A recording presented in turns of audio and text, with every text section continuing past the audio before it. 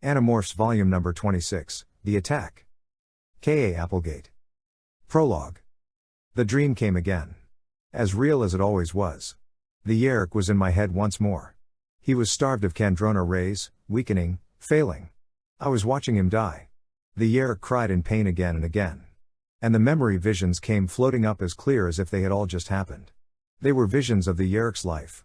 And the lingering memories he had stolen from his hosts. One of those hosts had been my own brother, Tom. I felt each of those minds in my own as the Yeerk gave up his life. I was the caretaker of those memories of despair. At the end, the Yeerk was no longer in pain. He was beyond pain. I opened my eyes and looked at Cassie. It happened so naturally. I opened my eyes by my own will for the first time since I'd been infested. And then, for the first time in more than an hour, the Yeerk spoke. "So. You win, human." The Yeerk shuddered. I could feel it as a physical spasm. My vision changed. And I felt something impossible to describe. I felt as if I were seeing through things. Into things. Like I could see the front and back and top and bottom and inside of everything all at once. It was as if I had slipped out of the normal world. Out of the real universe. I was in a different reality. I was peeking through a tear in a movie screen. On the surface, the three-dimensional movie, my world, played. Beyond it, something my mind could not comprehend. In my dream of memory, I felt the terror grow. I knew what was coming next. I writhed in my sleep, twisting my sheets around me. Wake up! Wake up! But I could not wake up. I never could, not till the dream was complete. And so I saw it again. A creature. Or a machine. Some combination of both. It had no arms. It sat still, as if it were bolted down, on a throne that was miles high. It could not move, and yet the power that flowed from it was like a hurricane of energy. Its head was a single eye. The eye turned slowly, left, right. I trembled. I prayed it would not look my way. And then it saw me. The eye, the blood-red eye, looked straight at me. Through me. It saw me. It saw me. No. No. I cried in silent terror. I tried to look away, but my eyelids were transparent, my head would not twist far enough to avoid its gaze. It spoke the single word it spoke only in my dreams. And now, at last, I could awaken, shaking in a sweat-soaked bed. Why? Why would this dream not go away? I'd had other nightmares, other awful memories of fear and violence that needed to be exorcised in my dreams. But they had each faded. While this dream came again and again. I got up and staggered into the bathroom. I snapped on the glaring fluorescent light. Then I stepped to the sink and looked at my face, my head. Yes, the Yeerk had died there, in that head, my head. It had been right then as the Yeerk disengaged and began to crawl out of me, right then as death closed its jaws around the Yeerk, that the eye had found me. It had seen me. And I had seen it. Then, and again in my nightmares. Again and again. And each time it spoke that single, voiceless word. Soon. Chapter 1. My name is Jake. Who am I? Sometimes I wonder. I'm a kid, a middle school kid, a kid with classes to attend and homework to do and friends to hang with and parents. I am just an average kid, at least on the surface. Normal. Boring, even. I'm not especially good at school. I do okay. I'm no great athlete. I'm not some kind of genius. Just a kid. If you saw me at the mall you wouldn't think there was anything remarkable about me. But there is. Swimming around in my blood is the DNA of dozens of animals. Birds, insects, mammals. The DNA floats there, encapsulated, waiting for my own mind to call it up. And when I do, when I ask the DNA to go to work, it does, in the most amazing and impossible way. It transforms me. It changes me into the animal. Into the bird or insect. I shrink or grow. I lose or gain strength. My limbs, my organs, my face, my eyes, all change. I become that creature. My own mind continues to function. I am still me, but the animal mind is in there with me, too. And it functions, too. So, anyway, about now you're thinking, oh, he's psychotic. He's delusional. He should be in a rubber room with 4 dripping tranquilizers. I'm not crazy. It's real. It happens. Not just to me, but to my friends, Marco, my main man, Rachel, my cousin, the war goddess, Cassie, the girl I care about more than I do myself, Tobias, the friend I couldn't save from his own bizarre fate, and Axe, an Andalite, an alien. It's the Andalites who invented the morphing technology. Only they have it. Only they can take an otherwise normal creature and give him the power to become any creature. Yeah, now I'm talking about aliens. Crazy and crazier, right? But that part's true, too. Earth is being invaded. Not openly, not with Taxxon beams blazing and quantum explosives going off. That would be counterproductive. That's how humans might do it, fast and hard and obvious. But the Yeerks aren't like us. They don't want our land or our resources. They don't want our pitiful, backward technology. They want us. Us. Or at least our bodies. They want our legs and hands. They want our ears and mouths. They want our eyes. In their natural state, Yeerks are slugs who live in a liquid pool and absorb Kandrona rays for food. But evolution played an interesting trick with the Yeerks. Slowly, over the course of millennia, they grew to be a parasite species. They found the Geds, another species on the Yeerk home world. And over time they learned to penetrate into the very brain of the Geds. Gross? Weird? There's a species of wasp that lays its eggs in the living body of a caterpillar. When the wasps are born, they feed on the caterpillar. They eat the living caterpillar alive from the inside. That's on good old Earth. So what's weird? Anyway, the Yeerks expanded. From Geds to Hork-Bajir to Taxxons to us. Now they are here. And now they are taking over human hosts, entering their brains, controlling them, rendering them utterly helpless. I know. I was a controller. I'd still be a controller, except that my friend saved me and starved the Yeerk to death. Not the first Yeerk death on my hands. Not the last. We fight this war almost alone, me and my friends. We've learned of a race of androids called the Chee who help us from time to time. We've learned that not all Yeerks agree with the policy of expansion throughout the universe. And we know that off in space, outnumbered, outgunned, are the Andalites, fighting to push back the Yeerk tide. But most days and nights, we are alone. Even with other people all around us, we are alone. Assembly. Not a pep rally, not a drug lecture, not a ceremony honoring anyone. This was different, and actually, fairly cool. The Lion King, the stage show, was in town. Some of the performers were there on the stage of our little auditorium to give a mini-show. A lot of kids had groaned when it was announced. You know, it was a lot of be quiet, sit still time. Not to mention the fact that it seemed a little young for us. Me, I like quiet and still. Didn't used to. But now I guess any time I get to sit quietly, no running, no morphing, no terror, no screams, no horrible decisions and horrible aftermath, I can handle sitting still and listening to music and watching big giraffes gallop around on stage. I was about 15 rows back. Marco was in the row ahead of me to the left. I could see the side of his head, and he knew it, so he was amusing himself by twitching ears in time to the music.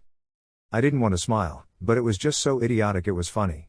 Marco, naturally, was hoping I'd snort or giggle so he could turn around and shush me, full of righteous indignation. Cassie and Rachel were 4 rows behind me and to the right. I was pretty sure Cassie was asleep. Cassie lives an amazing life, school, the wildlife rehabilitation clinic where she works helping injured animals, and of course, being one of us, which is a full-time job. Rachel had a kind of dreamy look on her face. You'd have thought she was enjoying the show. Only I noticed the guy sitting next to her was trying to hold her hand. And that dreamy look was Rachel wondering which of the guy's fingers she should break. I looked back at the show. It was a pretty good show. I heard a stifled yelp of pain coming from 4 rows back and to the right. That familiar Circle of Life song started up and Disney animals were cavorting and singing and the music was swelling and Marco's ears were going nuts and a wounded male voice was saying, "Geez, you almost broke my finger." And then it all stopped. All of it. Every sound. Silence. The music. Silence. The actors in their incredible costumes. Frozen. The auditorium full of kids. Dead still. The only things moving were Marco's ears. The only sound was Rachel saying, almost, "Reach back over here again and I'll." Frozen. Still. Motionless. Everything and everyone. Except the 4 of us. Chapter 2. Slowly, cautiously, I stood up. I looked at Rachel. "Wake Cassie up," I whispered. Rachel stood up and shoved Cassie's shoulder. I'm awake, Cassie said, eyes snapping open. She yawned, then stopped in mid-yawn and forgot to close her mouth. "Well, this is unusual," Marco said. "Did someone hit the pause button?" I was looking at the eerie spectacle of the stage players, frozen, some in mid-leap, just hanging in the air, when a blur of feathers simply appeared. The red-tailed hawk flared its wings, yelled ah, banked hard right, saw me, saw all of us, and landed at the edge of the stage. Is he here yet? Tobias demanded, wrapping talons around the lip of the stage. I shook my head, confused. Who? Was who here yet? One of the animals on stage moved. Only it was not a Disney animal. It had the body of a blue deer, the upper torso of a boy, a mouthless face topped by 2 extra eyes on movable stalks, and a tail that could snap and leave you counting in base 5. Axe froze. Then he darted forward, moving away from the fake animals. Stalk eyes swiveling, tail arched, ready to strike. It's okay, Axe, I said. I think. The Ellimist, Tobias said. Marco nodded. I don't know anyone else who can just stop time whenever he wants. Unless it's that new math teacher. So where is he? Rachel demanded. Wherever he wants to be, Marco muttered darkly. We had encountered the creature, or creatures, who could tell. Called the Ellimist several times. He, she, it, they, was to humans and Andalites and Yeerks what humans were to ants. I felt like an ant right about then. Small and powerless, with a couple hundred kids frozen around me. It was like they'd been videotaped 1 minute, a still photograph the next. It felt wrong to look at them. Like I was some kind of peeping Tom. I met Cassie's gaze. Her dark eyes were cautious, but not scared. The Ellimist had never hurt us. He'd helped us, always while pretending to do nothing. Or at least by living within his own incomprehensible set of rules. One of the kids stood up. I jumped about 2 feet in the air. It was this girl named Beth. No one else moved. Just Beth. She smiled at me, at us, and I knew right away. Yes, it is I, Beth said. The Ellimist? Cassie asked. Beth nodded. Where's the big voice and the quick change bodies and all? Rachel demanded. I have chosen this form for a reason, the Ellimist said in the girl's voice. I come today on a humble mission. I wanted a humble form. One that would not evoke feelings of dread or awe or reverence from you. He spread Beth's hands wide, palms up. He moved away, and I saw that the real Beth was still frozen in her seat. The Ellimist had not taken her body, just her image. After all, he wasn't a Yeerk. The Ellimist calmly walked through several rows of chairs and the bodies in them. Simply passed through them like they were air. He stood in the space between the front row and the stage. Down by Tobias. Axe came up behind him, moving with the unnatural, liquid grace Andalites have when they are preparing to fight. Andalites don't like the Ellimist. He's a figure from the scary stories they tell around campfires, or wherever. I gave Axe a little look, just to take it easy look. He relaxed about 3 hairs. Okay, so you're just a regular girl, Rachel said sarcastically. No big show, aside from the fact that you froze time and all. This is as humble as I know how to be, the Ellimist said. He hesitated, I come to tell you a story, and to see how you will choose to react. Oh, good, a story, Marco said. Is it a musical, too? Will there be any Hakuna Matata involved? You have to understand, it's not that we weren't scared. We were scared. But we'd been scared by people who wanted to kill us. This was just creeped out scared. We ate creeped out for breakfast now. Beth's face smiled. She had braces. I will tell you a story. You will tell me the ending. Chapter 3. The Ellimist looked down at the girl's hands. Once we had hands. Not much different from these. He smiled. But that was a long time ago. Almost 1 billion of your years. We evolved as all living things do, some faster, some slower. We were among the first sentient species, but we evolved slowly. Still, given enough time, even slow change can become profound. Back when all Earth could boast were a few simple single-celled animals, we were beginning to watch the night sky and understand the movements of our own planet. We learned and we grew powerful. By the time worms first crawled in the mud of Earth, we were traveling in faster-than-light ships. And when the first dinosaurs walked we had become much as I am today. You'd become a girl with braces? Marco said. The Ellimist looked surprised. He showed the braces in a grin. The Andalites could do with some of the human sense of humor, the Ellimist said. Axe scuffed a front hoof against the stage floor, a gesture of annoyance. And if the Yeerks had any sense of humor at all they wouldn't be the scourge they are, the Ellimist added. Marco looked more abashed than proud. The smart remark had just popped out of him. I don't think he'd consciously planned to poke fun at a being who could not only annihilate Marco, but all memory of him, his family, and his ancestors, going back through 1,000 generations. The Ellimist continued. We watched the rise of other species throughout the galaxy. Helped at times, when we could. We wanted companions. We wanted to learn. We imagined a galaxy filled with millions of sentient species, each with its own science and art, its own beauty. But it wasn't to be that simple. Approximately 100 million Earth years ago, we became aware of a new force in the galaxy. Not a species, an individual. He was a fugitive from another galaxy, chased out of that galaxy by a power even greater than he. Greater than me. I thought you were all powerful, Rachel said. The Ellimist smiled. No. I seem so only from your limited perspective. I looked around the room. Time was stopped. Leaping dancers hung in mid-air. The dust particles in the air were standing still. A kid named Joey had been sneaking a ho-ho. Someone must have made him laugh because his mouth was open, smiling, and a piece of ho-ho was dangling off his lower lip. Dangling and never falling. Powerful enough, I thought. I don't want to meet the guy who can kick the Ellimist's butt. This new force, this individual, began to make his presence known in our galaxy. And he had different ideas from ours. He sees a universe of conflict, pain, and terror. He craves fear. Not his own, of course, but the fear of others. He is a strange perfectionist, in a way. The Ellimist had grown thoughtful. Perplexed, almost. Hard to picture when you were looking at Beth's bangs and the zit on her chin, but I knew who he was and what he was, and I guess I've had to get past judging anyone by looks. In a world where anyone could be a controller, you begin to realize just how irrelevant looks are. He wants a galaxy cleansed of creation. His goal, I soon realized, is to destroy life. His method is to use one species against another, strong destroying weak, and then strong in turn being destroyed by the stronger still. He believes that there should be only one species. A single sentient race, which would be subjugated by him. What is this guy, a Nazi? Cassie said. Beth's curls shook as the Ellimist nodded. In the moral sense, yes.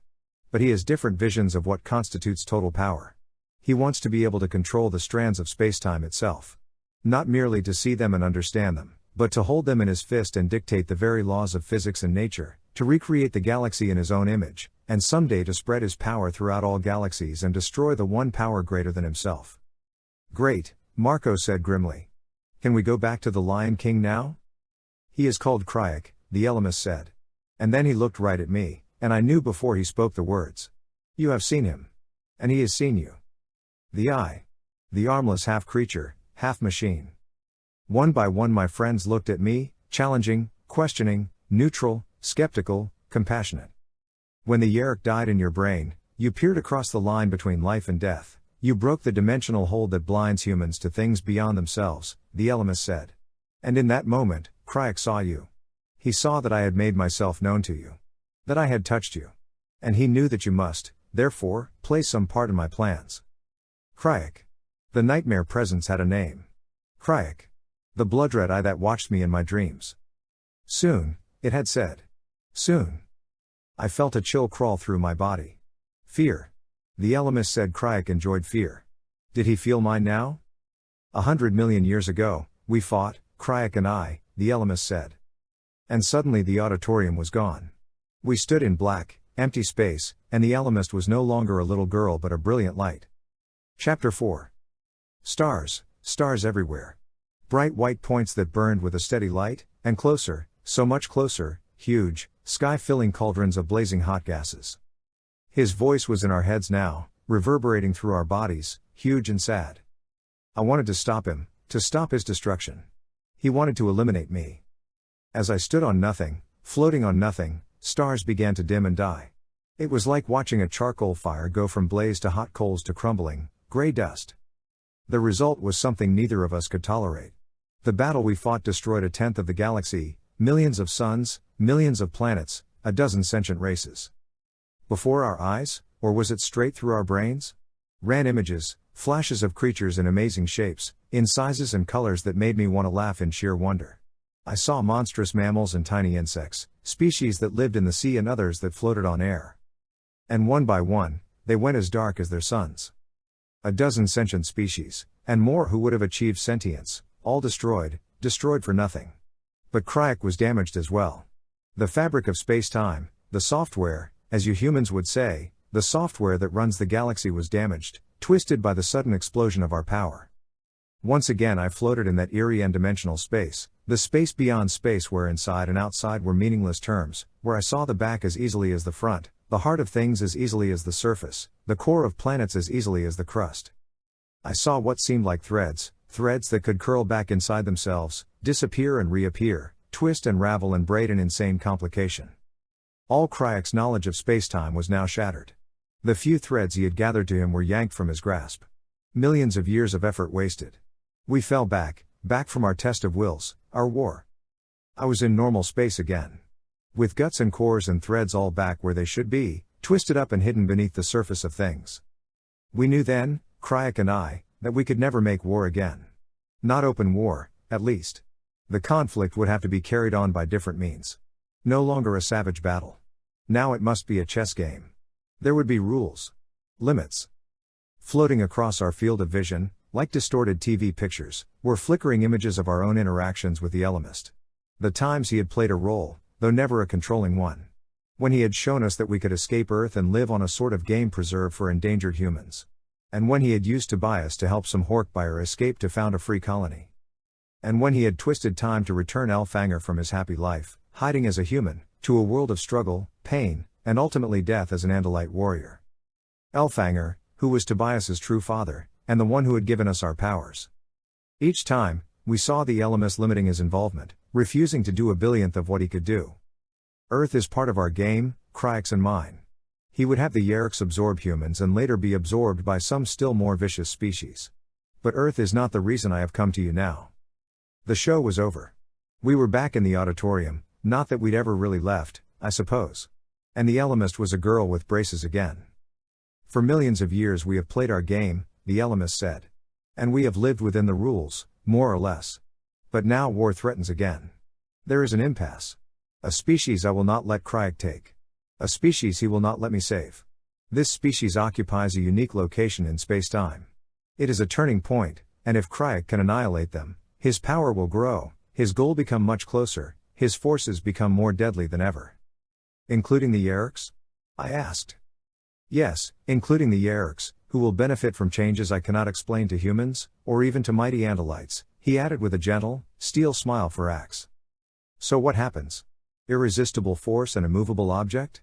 Tobias asked. Who gives? You or him? The Ellimist said, I will finish the story. And you will decide.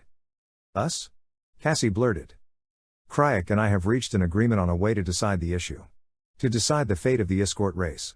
If Crayak wins, they will be attacked, subjugated, and annihilated by another species. What species? Axe asked. The Howlers, the Ellimist said. You have heard of them before. I nodded slowly.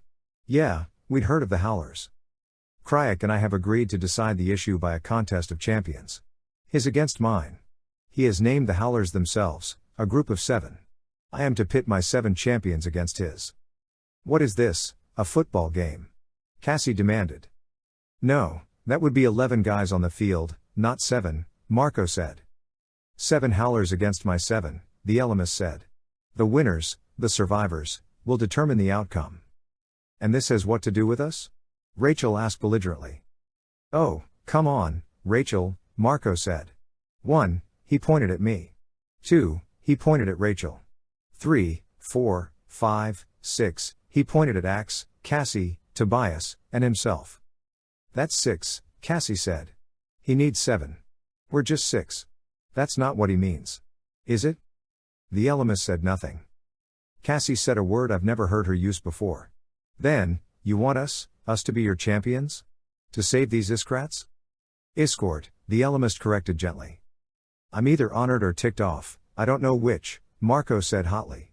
Then, oh, wait, I do know which, and it's not honored. This must be your choice, the Ellimist said. Yours alone. He disappeared. Axe disappeared. Tobias disappeared. The 4 of us who remained were all back in our seats. And time started up again, with dancers landing after the longest leaps of their careers. Chapter 5. We sat through the rest of The Lion King. Seemed kind of dull after the special effects show the Ellimist had put on for us. As soon as it was over, we were out the door. There was supposed to be a final partial period, but half the school was blowing that off, so we did, too. We met at Cassie's barn, also known as the Wildlife Rehabilitation Clinic. It was a slow week at the clinic, I guess. Many cages were empty, which is rare. It made the place seem kind of forlorn. Tobias was there waiting for us. So was Axe, in his weirdly attractive human morph. He demorphed back to his own self. It didn't take any time at all for the conversation to start. "This is nuts," Marco said as soon as Tobias assured us that no one was lurking within earshot. "The most powerful creature in the galaxy, a guy who could make Earth disappear by just thinking about it, needs us to fight his battles for him? Like we don't have enough to deal with?" Rachel agreed. "The only possible reason for doing this is if it helps us in some way," Axe said. "Enlightened self-interest." "I think we have that," Tobias said. "The Ellimist has helped us before." Rachel shot him a dark, angry look. "He's tricked us before, too. Told us one thing and done another. We know nothing about him. We don't know if the Ellimist is one guy, or more than one. Half the time he says we, then he says I. So why is he the Ellimist? He jerks us around whenever it suits him, and he tells us squat." I knew what she was talking about. Tobias had thought the Ellimist would return him to normal. Instead he merely gave Tobias back his morphing powers. But that had not been a lie or a trick. Not really. He'd promised to give Tobias what he wanted. He had. It was Rachel who couldn't accept that Tobias had chosen, and still chose, to remain a hawk. "Why does Howlers sound so familiar?" Cassie wondered. "I know I've heard it before." "It was the Howlers who destroyed the Pemalites, creators of the Chee," I said. "That's who we'd be going up against. 7 of them against 7 of us." 7? "I count 6, Marco pointed out." "I think I know who our 7th would be," I said. Marco rolled his eyes. "Erek?" "Payback," I explained. "Who else would care as much about hurting the Howlers?" Marco barked out a laugh. "He can't fight. He's an android programmed never to hurt anyone. He'd be dead weight. And why are we talking about this like it's time to choose up teams?" "We hurt this Crayak, we hurt the Yeerks," Tobias said. "The Ellimist loses, we lose." "Wait a minute, Tobias," Rachel said. "You know I don't run from a fight." "To a fight, maybe," Marco interjected. "But are we supposed to believe we're the Ellimist's only choice here? There's no one else in the entire galaxy who can go pound on these Howlers? Why us?" "Yes," Axe agreed. "Why us? Why not 7 battle-trained Andalite warriors?" This, of course, turned Marco around. "Excuse me? Like Andalites are better than we are? What are we, wimps? Me and Gorilla Morph, you as you, let's go. We'll see who kicks whose butt." "Yeah, that would be the sensible thing to do." "You two fight," Cassie said dryly. "Okay then," Marco said with a leer, "forget me and Axe. You and Rachel, both wearing bikinis." Rachel calmly stuck out her arm and grabbed a handful of Marco's hair. "What was that you said? I must not have heard correctly." "I refuse to answer on the grounds that you may tend to snatch me bald." Rachel let him go. "I'm starting to see Rachel's point," Tobias said. "Why would the Ellimist ask for help from this clown college?" "Could we win?" Cassie asked. That stopped everyone. She stepped into the center of the group. "Could we win? Could we save an entire sentient species? And maybe help ourselves, too? Maybe weaken the Yeerks in some way only the Ellimist understands? Seems to me that's the question. I mean, you know, I'm not Rachel. I hate fighting. But the Ellimist put an entire race on the scale. An entire race. Maybe millions, maybe billions. And we're even asking ourselves if we should?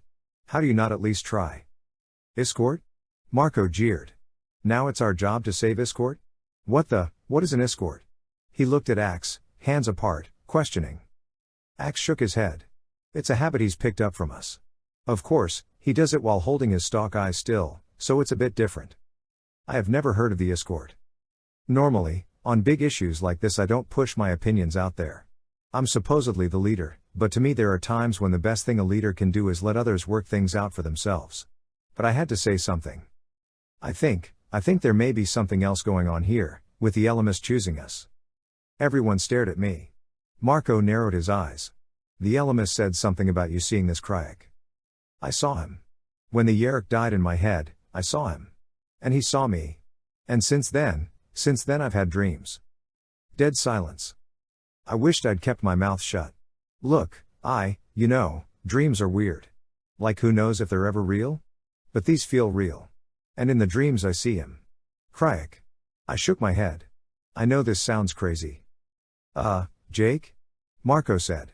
We've been over the line into crazy since Elfanger said, "Hey, kids, wanna turn into animals?" I smiled. That was not exactly what Elfanger had said. I just feel like these dreams aren't totally just dreams. I see him. And he sees me. And he says the same thing each time. What?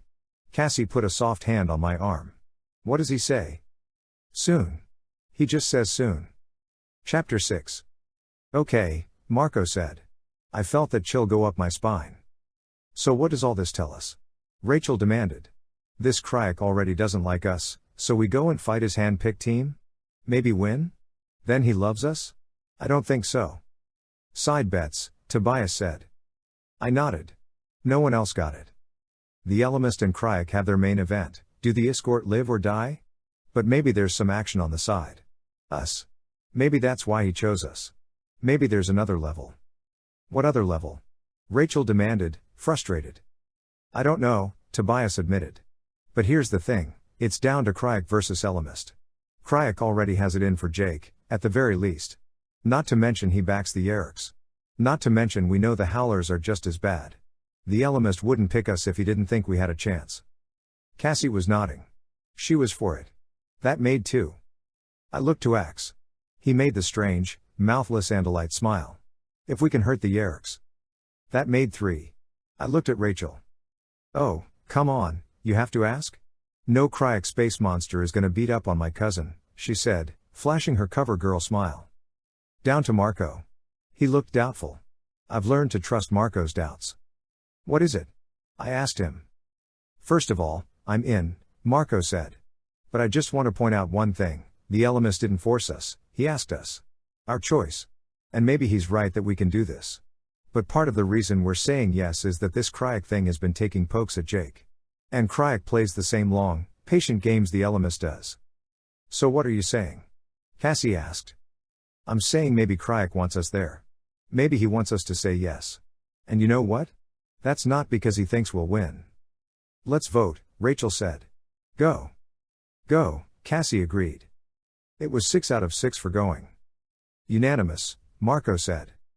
I shook my head. No. We're going to be 7. It's not unanimous till Erek votes. Go, a new voice said. He appeared, standing in the middle of us. A normal-looking boy. Or that's what you'd think. The boy was a holographic projection.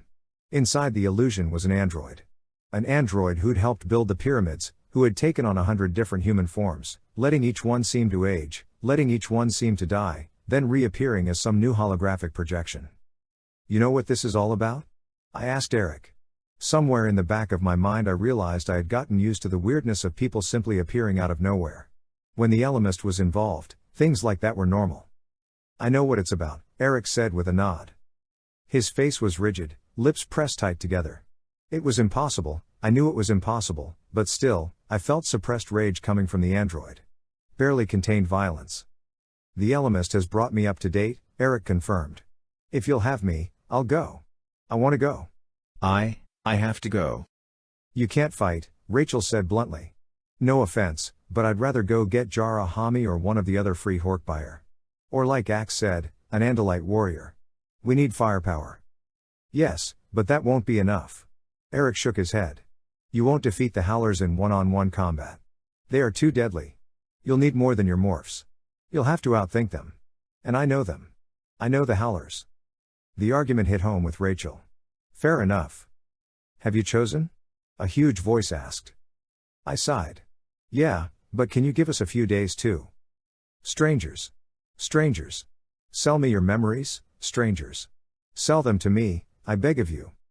I was staring into a face not even a mother could love. Howler? I asked shakily. No, escort, the Ellimist said. Your families will not know you have gone. But if you die. He let that hang. He didn't have to explain further. When does this fight start? I cried, recoiling from the escort face thrusting toward me. It has begun. Chapter 7. Who invented this place, Dr. Seuss? Marco demanded. We were miles in the air. Miles from the ground, which we could see just over the edge of the platform. The platform with no railing, no warning. The platform that just stopped suddenly. Below us was a twisting, leaning, propped up on gigantic support beam structure of other platforms. Floors, I guess, all stuck here and there, sticking far out and not so far. Above us was more of the same, till you'd swear the monstrous construction would reach the moon, assuming the escort had a moon. All of this was built of brilliantly colored blocks or bricks or segments. Imagine that someone starts with all the Legos in the world. Add in all the Duplos and cheap bargain Duplos and let some humongous kid assemble them all into a tower 100 miles tall. Assume that no sensible adult ever becomes involved, except to come along occasionally and wedge in what looks like crutches the size of skyscrapers. The floors could have been 5 feet apart, 500 feet apart, or 5 miles apart. It was like no one figured it out till they built it. I jumped back from the edge, feeling my stomach lurch and my heart stop. I had to push the escort away to get safe, but I wasn't worried about politeness. I was trying not to take a fall that would last a couple of hours. Back up, I yelled. But now a whole gaggle of escort were rushing us, honking with the diaphragm in their bellies and yammering in thought speak, pushing us, shoving us by sheer mad exuberance toward the edge. Rachel, Cassie cried. I spun left just in time to see Rachel windmilling, her heels back over the edge of the platform. No, I yelled as she lost the fight and toppled backward. I caught a blur of movement. When the blur stopped, it was Erek, his hand holding Rachel by the arm as if she weighed no more than a candy bar.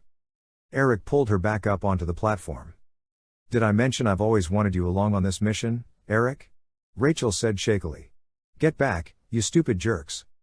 This was directed at the press of a dozen escort, all yammering incessantly. I will buy your memories. Come visit my execution parlor. Give me your clothing and I will give you credit. Here. Eat this larva. Let it gestate and we'll split the proceeds between your heirs. You stink horribly. I will cleanse you. And to axe, become my partner and we will sell your fur as a gakak poison. What is this, planet of the salesman? Marco demanded. Back off. All of you, back off. Man, I thought there were a lot of salespeople at Nordstrom's, but this is nuts. I'll take care of this. I know how to get rid of pushy salespeople. Rachel stepped out front, hands on her hips. We're just here to use the bathroom. Can you tell me where the ladies' room is? The escort stared, goggle-eyed. Several of them wandered away. The others continued staring at us, waiting to see if we'd loosen up and do some business. I looked at Cassie and we both sighed at the same time. Now what? She wondered. What do we do? Stand around till someone tries to kill us? I looked around, trying to get a grip on this bizarre place. There was no making sense of the structure itself. Our floor was a roomy one. At least 100 feet separated our floor from the floor above. Back from the edge the small buildings began. They looked like clusters of igloos, blue and gold and white and green and red. Some were jumbled into piles several layers tall. Others were freestanding. The escort themselves came and went, in and out of the colored igloos, up and down the twisted, arched stairways connecting floors. They all looked busy. All in a hurry. They were not the most frightening looking race we'd ever encountered, but they were definitely not even slightly human. They had heads like vultures, thrust forward on long necks. The necks protruded from shoulders that were a sort of oval platform, flat across. From the shoulders dropped 2 arms, one on each side, each arm jointed 3 times, ending in a hand made up of one very long, tentacle-like finger, and 2 smaller, hooked, sharp-clawed fingers. They walked in a way that made it seem they were crawling on their knees. Backward. Not that they went backward. They went forward. They had 2 thick legs, maybe 2.5 feet long. Then came what looked like knees, followed by calves that extended forward, lying flat against the ground. Those ended in feet, each with a single long prehensile toe and 2 smaller claws jutting from the sides of thick pads.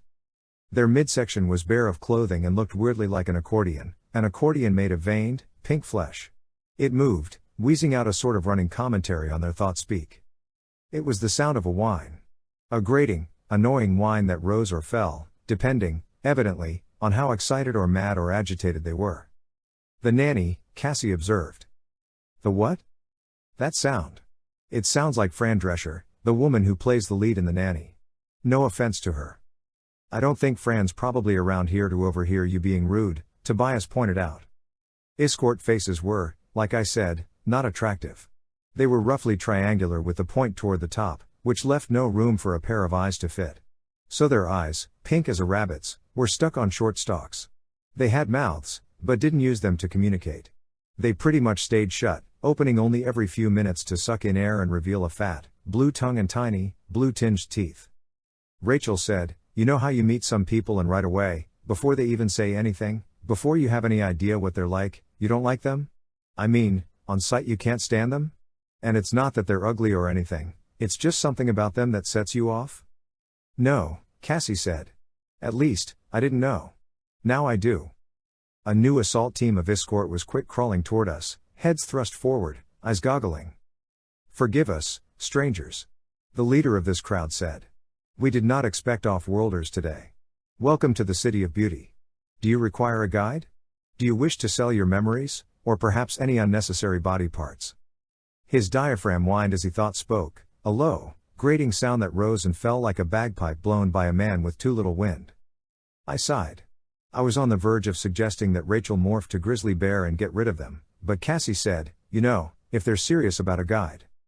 "Yeah, you're right," I said, but I wasn't enthusiastic. Well, we could use a guide. You know, to show us around. Show us where to stay." "And what will you pay?"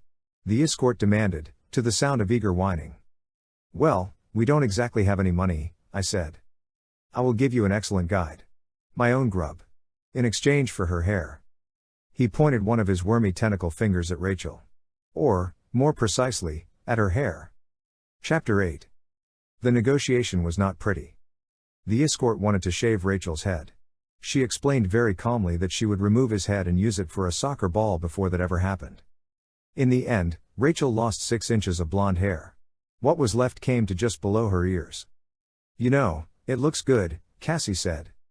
"This from the girl who buys all her clothes from LL Bean," Rachel grumbled. But the truth was, it did look good. Possibly because Erek did the cutting.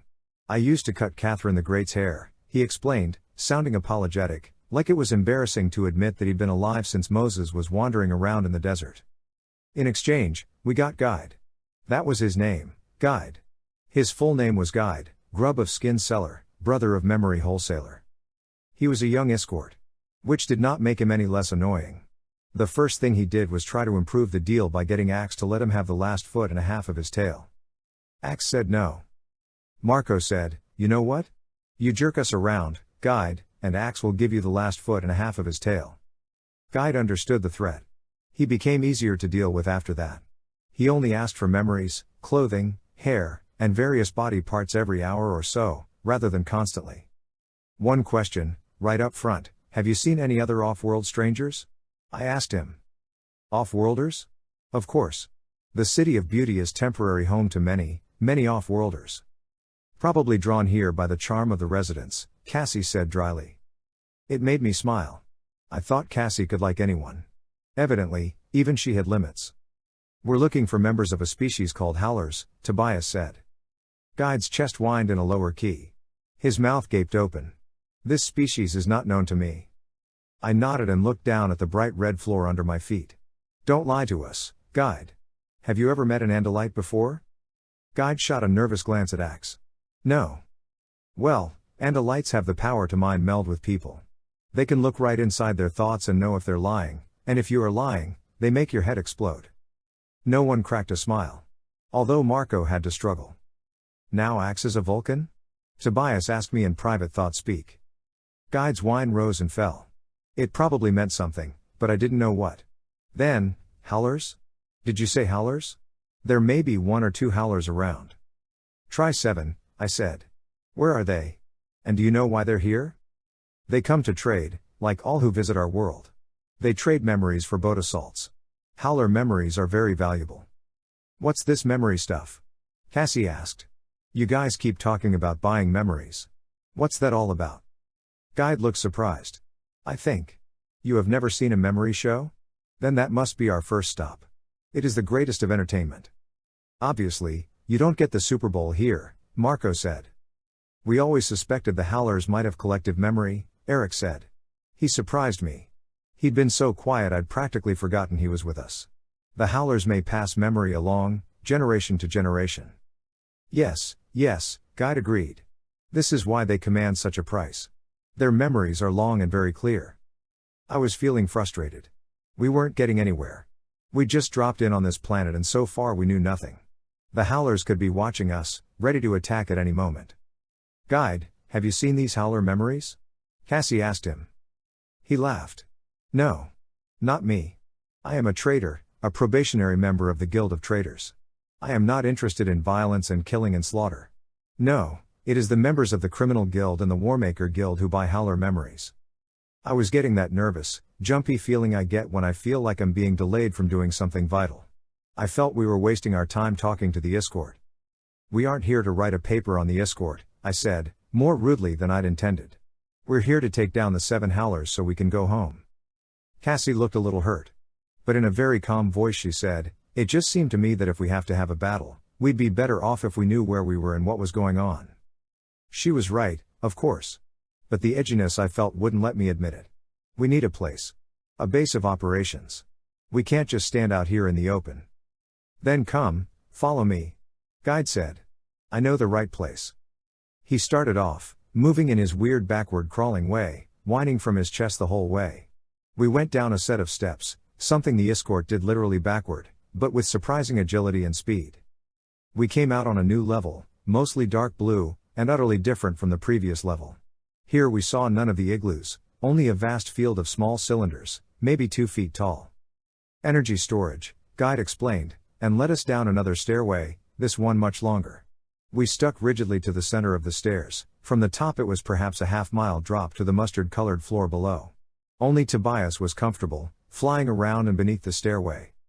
I suppose Erek felt safe enough, too.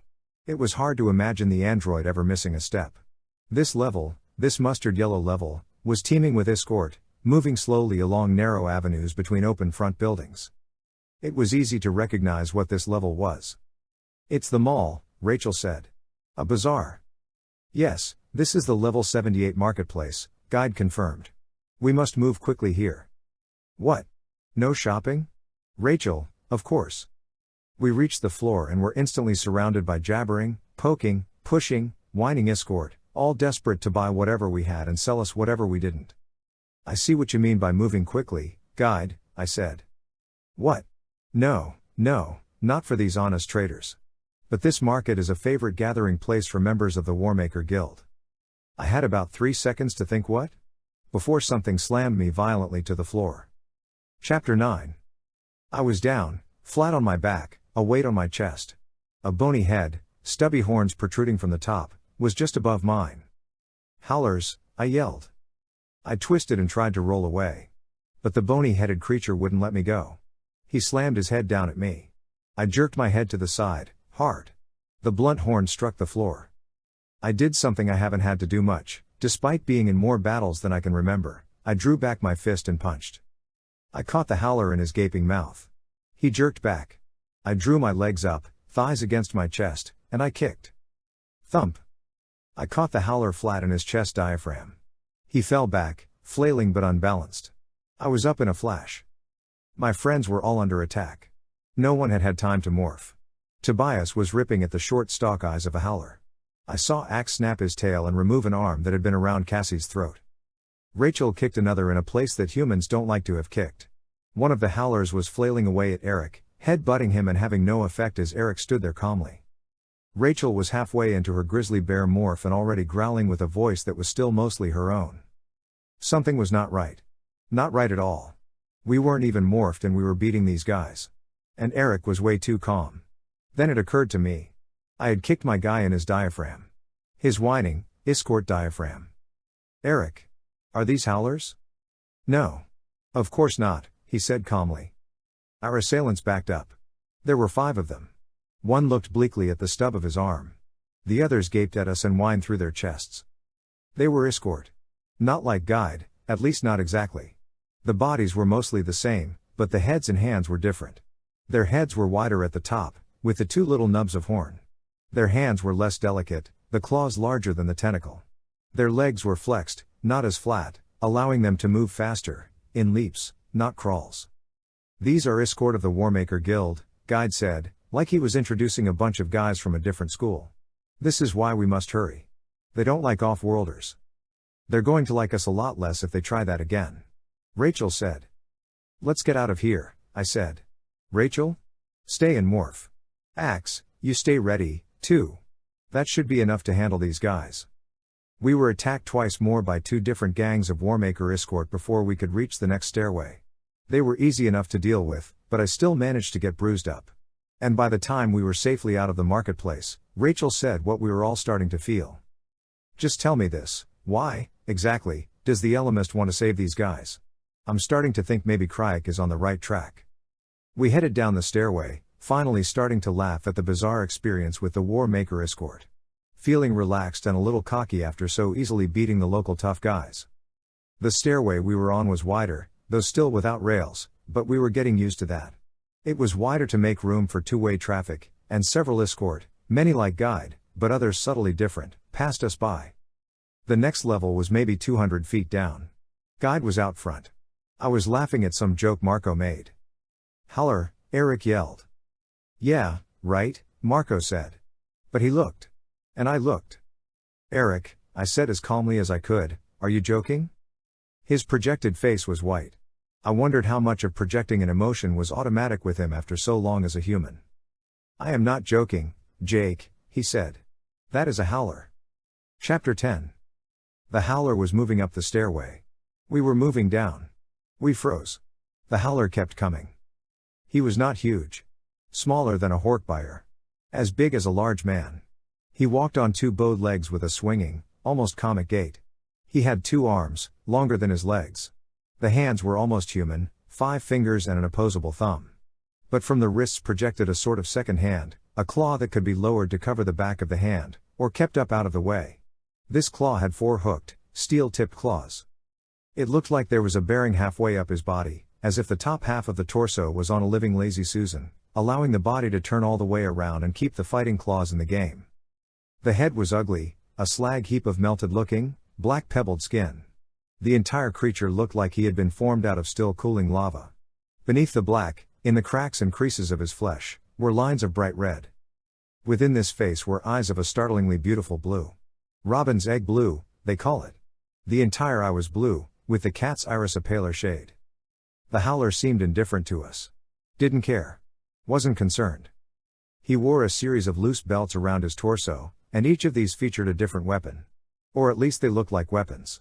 Something similar to a Drakon beam, what might almost have been an automatic pistol, knives, small metallic boomerangs, a gun that seemed loaded with darts. He was a walking arsenal. I looked back at Erek, above me on the stairs. His face was flickering. In and out. Not with emotion. With simple loss of control. The android under the hologram kept peeking out. The howler's empty blue eyes locked on Erek. "Erek, get a grip," I said with forced calm. He shook himself and the hologram stabilized, but the howler kept watching him. 6 against 1, Jake, Rachel said. "We won't get better odds." I felt my stomach clench. Sheer drop on both sides. Unknown terrain below. Not the place for a fight. But Rachel was right, it was the time. "Morph," I said quietly. "Axe? You take the lead. Tobias? Get some altitude. Guide? Back off, this isn't your fight. Erek? Stay out of the way." That sounded harsher than I'd intended. But my heart was hammering and I was feeling the fear sweat down my back. It had happened too soon. We weren't ready. We were tired from the run-ins with the Warmaker escort.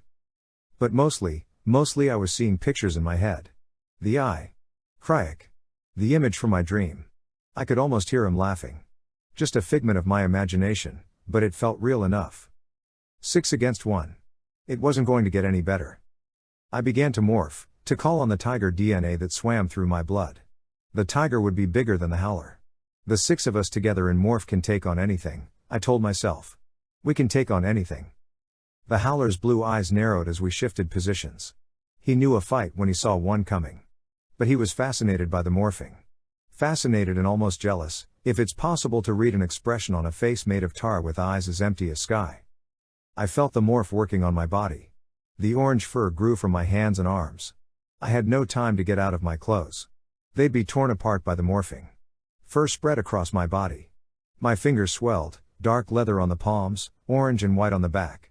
Claws that could leave slash marks in a car door grew to replace my useless human fingernails. I heard the organs inside me shifting, squishing, relocating, configuring themselves for the tiger body. A long tail sprouted from the base of my spine and immediately began to snap back and forth, twitching in agitation and anticipation.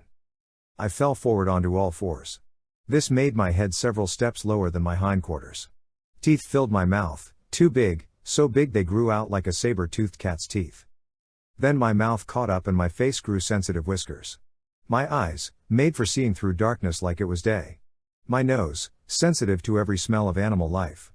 My ears, pricked forward, quivering at attention. The howler looked a little less intimidating now.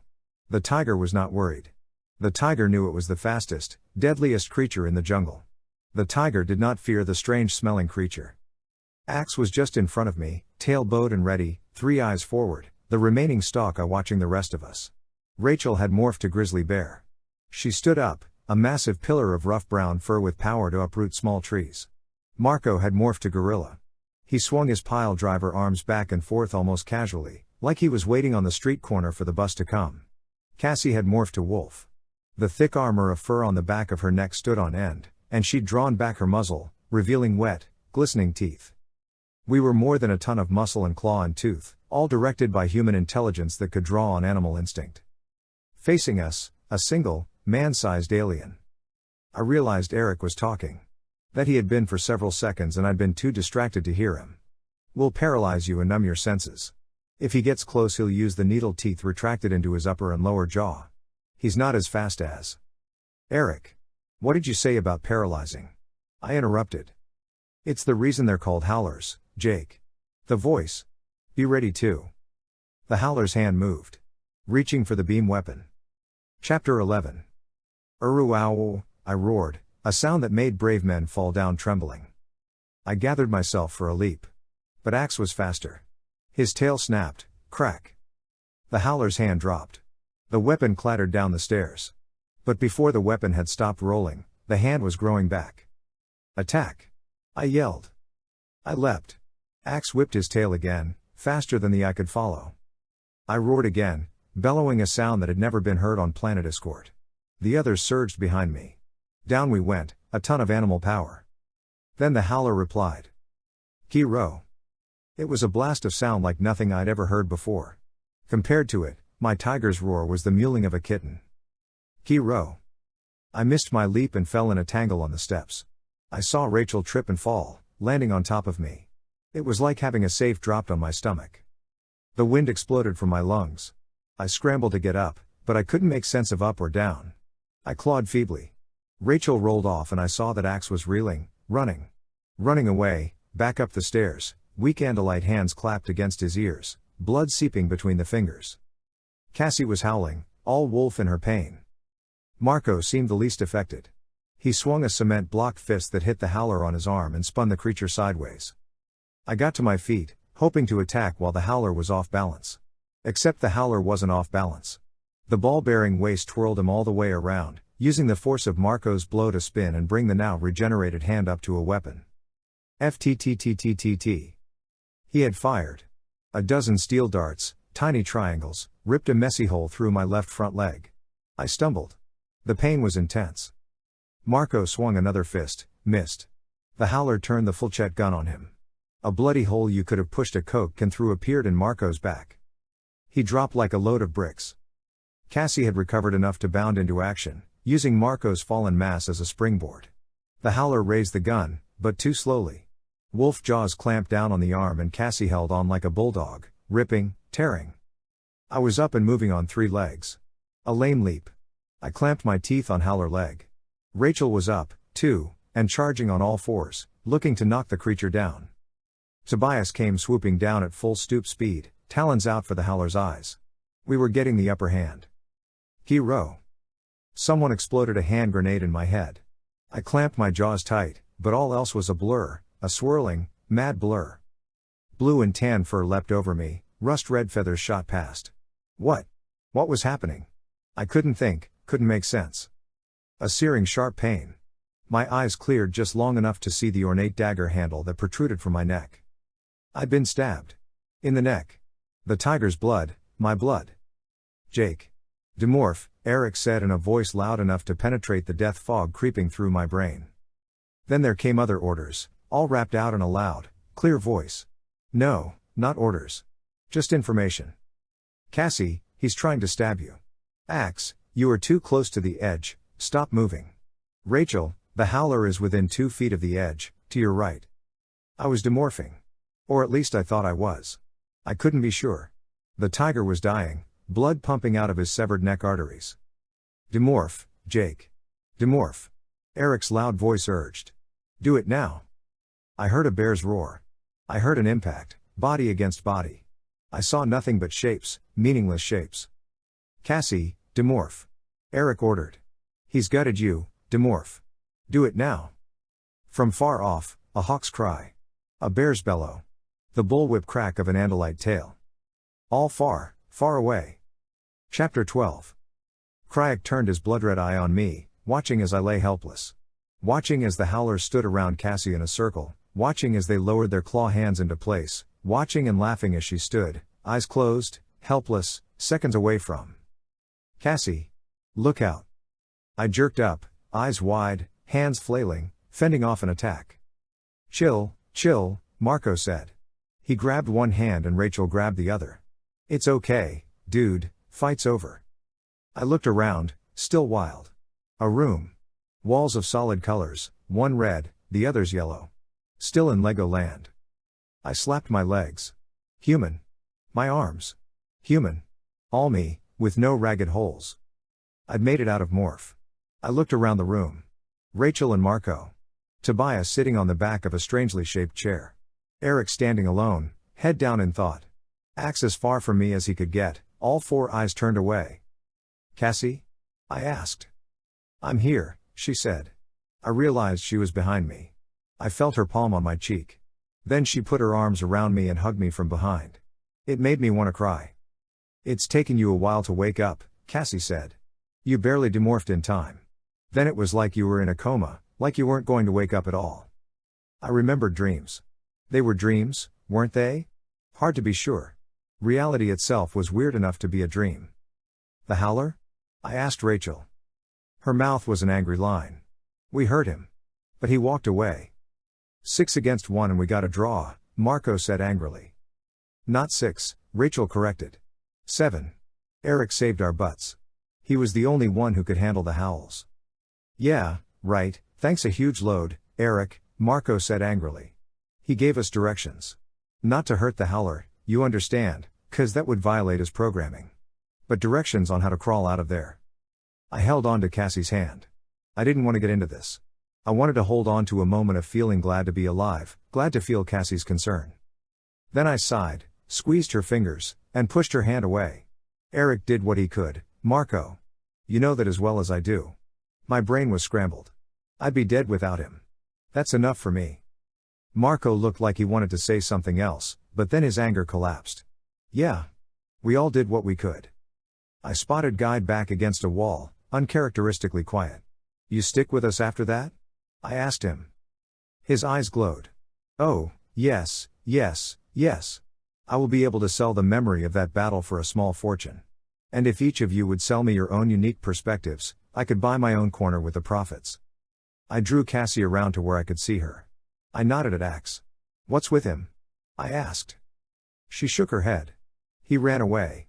He came back, but I guess that's not enough. He won't talk to anyone. Let him be for a while, I said. Then I'll talk to him. I felt weary. Bruised and beaten, although my human body reconstructed from DNA was unscarred by the battle. It was my brain that was worn out. I could see similar feelings on the faces around me. We'd been beaten in a fair fight. No, not a fair fight. It had been 6 of us plus Erek against 1 howler. We'd fought to a draw. A tie. 7 against 1. A tie. If there had been 2 howlers, let alone all 7, we'd have been killed in 10 seconds. We weren't scared, not the way we might be, facing a battle. We were worse than scared, we were beaten. What is this place? I asked. Rachel shrugged. Some place Guide got for us. This room and a bathroom, well, I think it's a bathroom.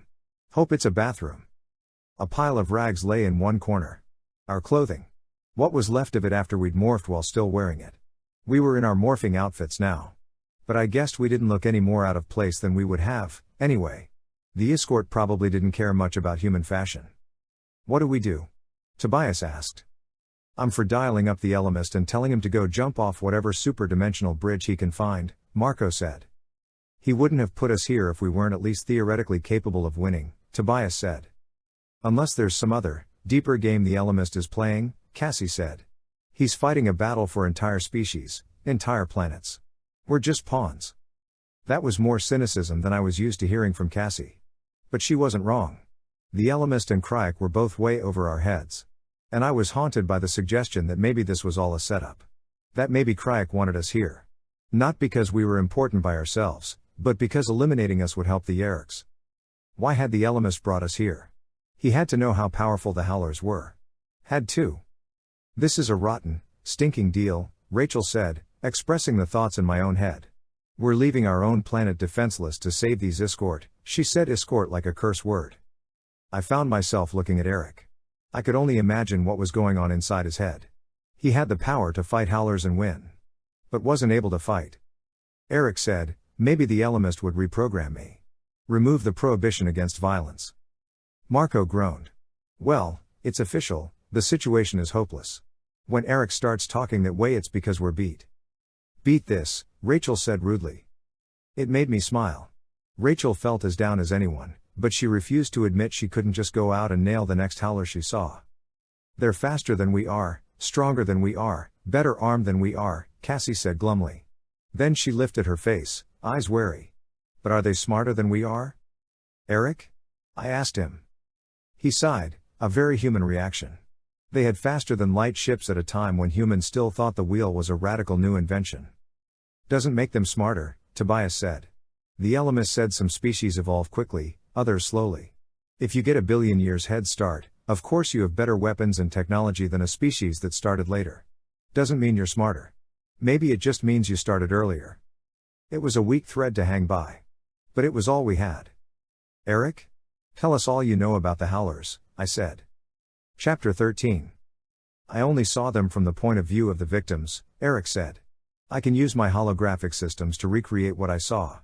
But there may be a way to get even more information. Yes. Guide said, picking up on it right away. Yes, of course. You could purchase Howler memories. He walked over to the wall and touched a panel. The panel opened. A shelf popped out, an array of buttons and colored touch pads. I can load memories directly into your Android friend, here. But they will be expensive.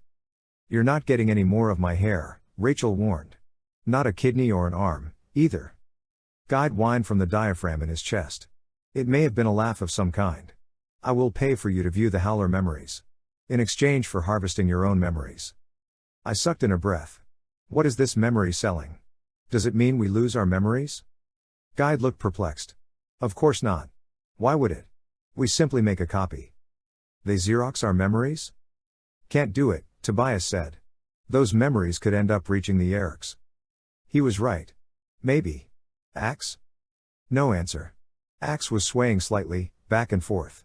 His tail was low, curved forward. He was way deep in private thoughts. Axe, I said louder. Axe, we need you. He looked up, startled.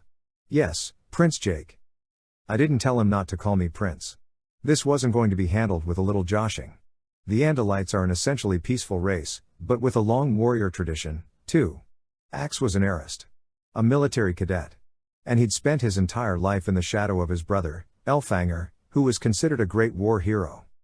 How far are we from the closest Yeerk outpost? I asked him.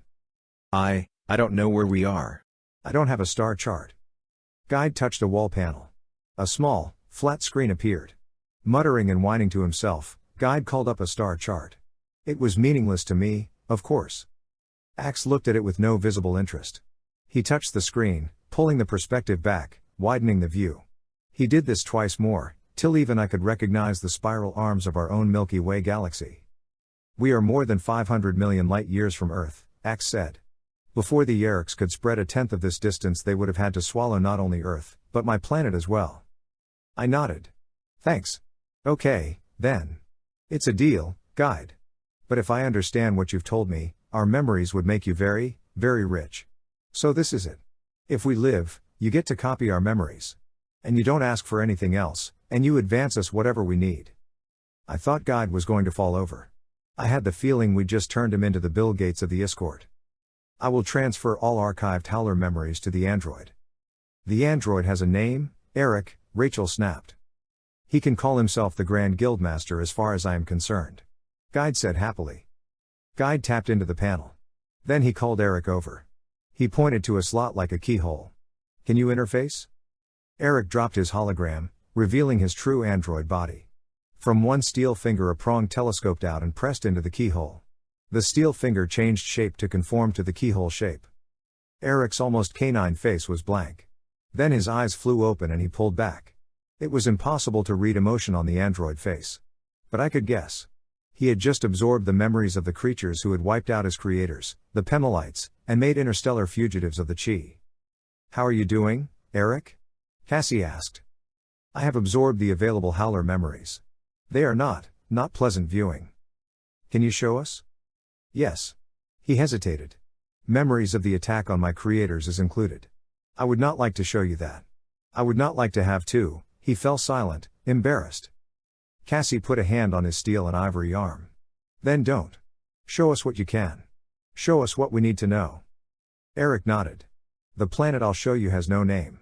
The people call themselves Groffin's children. What I will show you happened approximately 20 Earth years ago.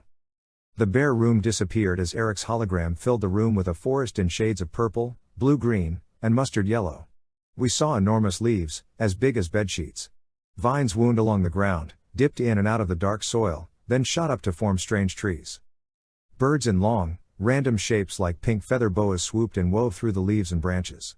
Below them, orange and yellow centipedes crept along. Bristly combs rose from their backs, making them look like a comic cross between worms and stegosauruses. Animals like two-headed prairie dogs popped up out of subterranean lairs, spit out mouthfuls of dirt and disappeared again. It was a rainforest.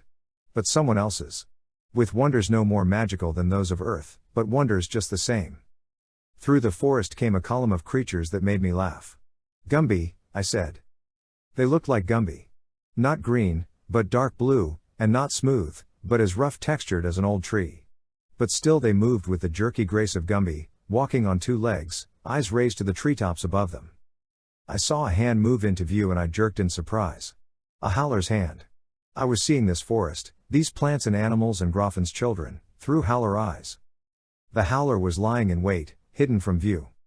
Then the nearest of the Groffin's children spotted him. His eyes went wide. A smile twisted his strange mouth. He extended a hand toward the Howler, welcoming, curious. The column of Groffin's children walked toward the Howler like so many toddlers. Like kids who wanted to pet a dog or something. The Howler moved, a blur of speed. Other Howlers came into view. They howled. To us the sound was softened by Erek's filtering. But it hit the Groffin's children full force. They began to blow apart. They stood there, helpless, confused, not knowing why anyone would hurt them, and they simply. Erek, stop it, I snapped. The hologram disappeared as quickly as a TV picture that had been turned off. I shouldn't have let you do this, Erek. Can you erase this stuff from your memory? No, Jake. I'm sorry, I said. How much more did you absorb? Erek powered up his human hologram. His face was human again. Now I could see the emotions Erek was feeling. I have memories of 17 Howler attacks. All successful. They have never been defeated. They have attacked highly advanced civilizations and simple people like Groffin's children. They have never taken a prisoner. They simply kill and kill and kill until there is no one left to kill. Then they go and find something else to kill. That's insane, Cassie yelled. No species does that. It doesn't make sense. There's no logic to it. You're not talking about predators who kill to eat, or prey animals who kill in self-defense. Even humans have reasons, no matter how sick. Even humans have limits. Why would evolution result in a species that kills for no reason? It wouldn't. It didn't, Erek said. The Howlers didn't evolve. They were created. Crayak? He nodded. Groffin's children and dozens of species were annihilated by Crayak's children. Chapter 14. We slept in shifts. 2 of us on guard at all times. A futile gesture. If the Howlers found us, we would die. Guide assured us we were safe. Apartments were built strong enough to resist the often rambunctious Warmaker escort. And with our bargain to give him our memories, I felt like he had an interest in keeping us alive. But so far, the escort generally didn't impress me. I was sure that others, with less at stake, would sell us out. It was a long night. It was a very long night. Maybe some of us slept. I didn't want to dream. I tried to make sense of it all. Tried to figure out what the Ellimist thought he was doing. How he expected us to win a fight we had no hope of winning. But nothing made sense. Whatever game the Ellimist was playing was over our heads. I felt like an ant wandering around a chessboard, trying to figure out the rules when all I could see was colossal figures moving around me in inexplicable patterns. All we had learned was that the Howlers were violent beyond belief. Destructive. That they were, in fact, designed and built to be pure evil. What's it like to be one of them? Cassie whispered in the darkness. She was close by. Obviously not sleeping, either. Who? An escort? No. A Howler. They know they were created by Crayak. They're bright enough to fly spacecraft, so they can't be entirely without minds. What do they think of themselves? I didn't really care. But Cassie's voice was a comforting distraction. I don't know. I guess they're happy being what they are. Aren't most species happy being themselves? Long silence, as she considered that. Maybe I would have believed that back in the old days. But you know, I've been a termite, an ant. Mindless creatures of instinct. They weren't happy. Not unhappy, either. They just do what they're programmed to do, and they don't have minds, really, so what else can they do? But Howlers must have minds. Just because a person or whatever is intelligent, that doesn't mean they can't be brutal and rotten and evil. I mean, there must have been some smart Nazis and some smart slave owners. Yeah, but the Howlers aren't just individuals. We're talking about an entire species, an entire race, being evil. That isn't possible. We know that. Even the Yeerks aren't all one way. And maybe the Howlers are. All one way, I mean. Maybe you just have a race that is pure evil. Can't be, Cassie said confidently. Why not? Because that's what Nazis and slave owners and people like that believed. That you can just take a whole race or whatever and say they're all this or all that. That's never going to be true. Maybe, I said, not wanting to stomp on her idealism. Maybe so. But what are the odds that these 7 Howlers hand-picked by Crayak are going to be all soft and cuddly? She fell silent. So I guess I'd stomped on her idealism, anyway. At some level I thought, good. We don't need a bunch of happy talk when we're up against Howlers. But at another level I was just mad at the world and confused and scared. I started to say Cassie, when something hit the door with the impact of a small comet. Wham! We were up and awake in a billionth of a second. Wham! The door held, amazingly. Guide started to whine. See? I told you. Seu. A red circle appeared in the door and began to smoke and burn. It's them, I yelled. Howlers. I felt like I was choking on my own heart, like it was beating so hard, so fast, that it filled me up, leaving no room for any but small, gasping breaths. We were going to die. I heard moans of terror. Some were coming from me, just these subhuman, animal moans of fear. Morph, I yelled, choking out the word. They're going to kill us, Marco cried. In the glow of the Drakon beam, I saw Axe walking steadily toward the door. Rough, shaggy hair was sprouting from Rachel's face. No, I blurted, realizing the mistake. Not combat morphs. Go small. Flies. I tried to focus my jangled, shattered glass brain on the image of a fly. It was the only way out. Not to fight, but to run. I will attempt to slow them down, Axe said calmly. No, Axe. Morph. We have to get out of here, Rachel yelled at him. I ran once, Axe said. Not again. Not the time, Axeman. Tobias said. I am an Andalite warrior. He said harshly. Seu. The beam suddenly burned through into the room and hit the far wall. Erek ran to the hole in the door as a Howler stuck his head though, eyes greedy. Erek's hologram was gone. He was now a Chee. Chee. The Howler said in surprise. Erek took one steel hand and calmly rammed his fingers into the metal of the door. They went through like he was sticking his hand in a loaf of bread. He did the same with the other hand, curling his fingers and gripping the handholds he had created. He blocked the entrance with his body. The Howler sneered and shoved at him. Erek did not move by so much as an atom's width. The Howler backed up and leveled his flechette gun at Erek's metallic face. He fired. Flechettes ricocheted around the room, but Erek was unharmed. Jake, this will not last, Erek warned me. We were all morphing at top speed. All but Axe. I already had huge, bulging fly eyes and 6 legs. Axe. Do it. Morph, right now. No, I can't run again. Axe Emili Escaruth Icehill, you call me Prince and you act like you mean it and I am giving you a direct order. Morph. Do. It. Now. Chapter 15. Now the Howlers tried their ultimate weapon. The howl was ear-splitting. The walls around Erek began to shiver and crack. Guide fell to the ground, rolling in agony. Axe's eyes were bleeding, even in mid-morph.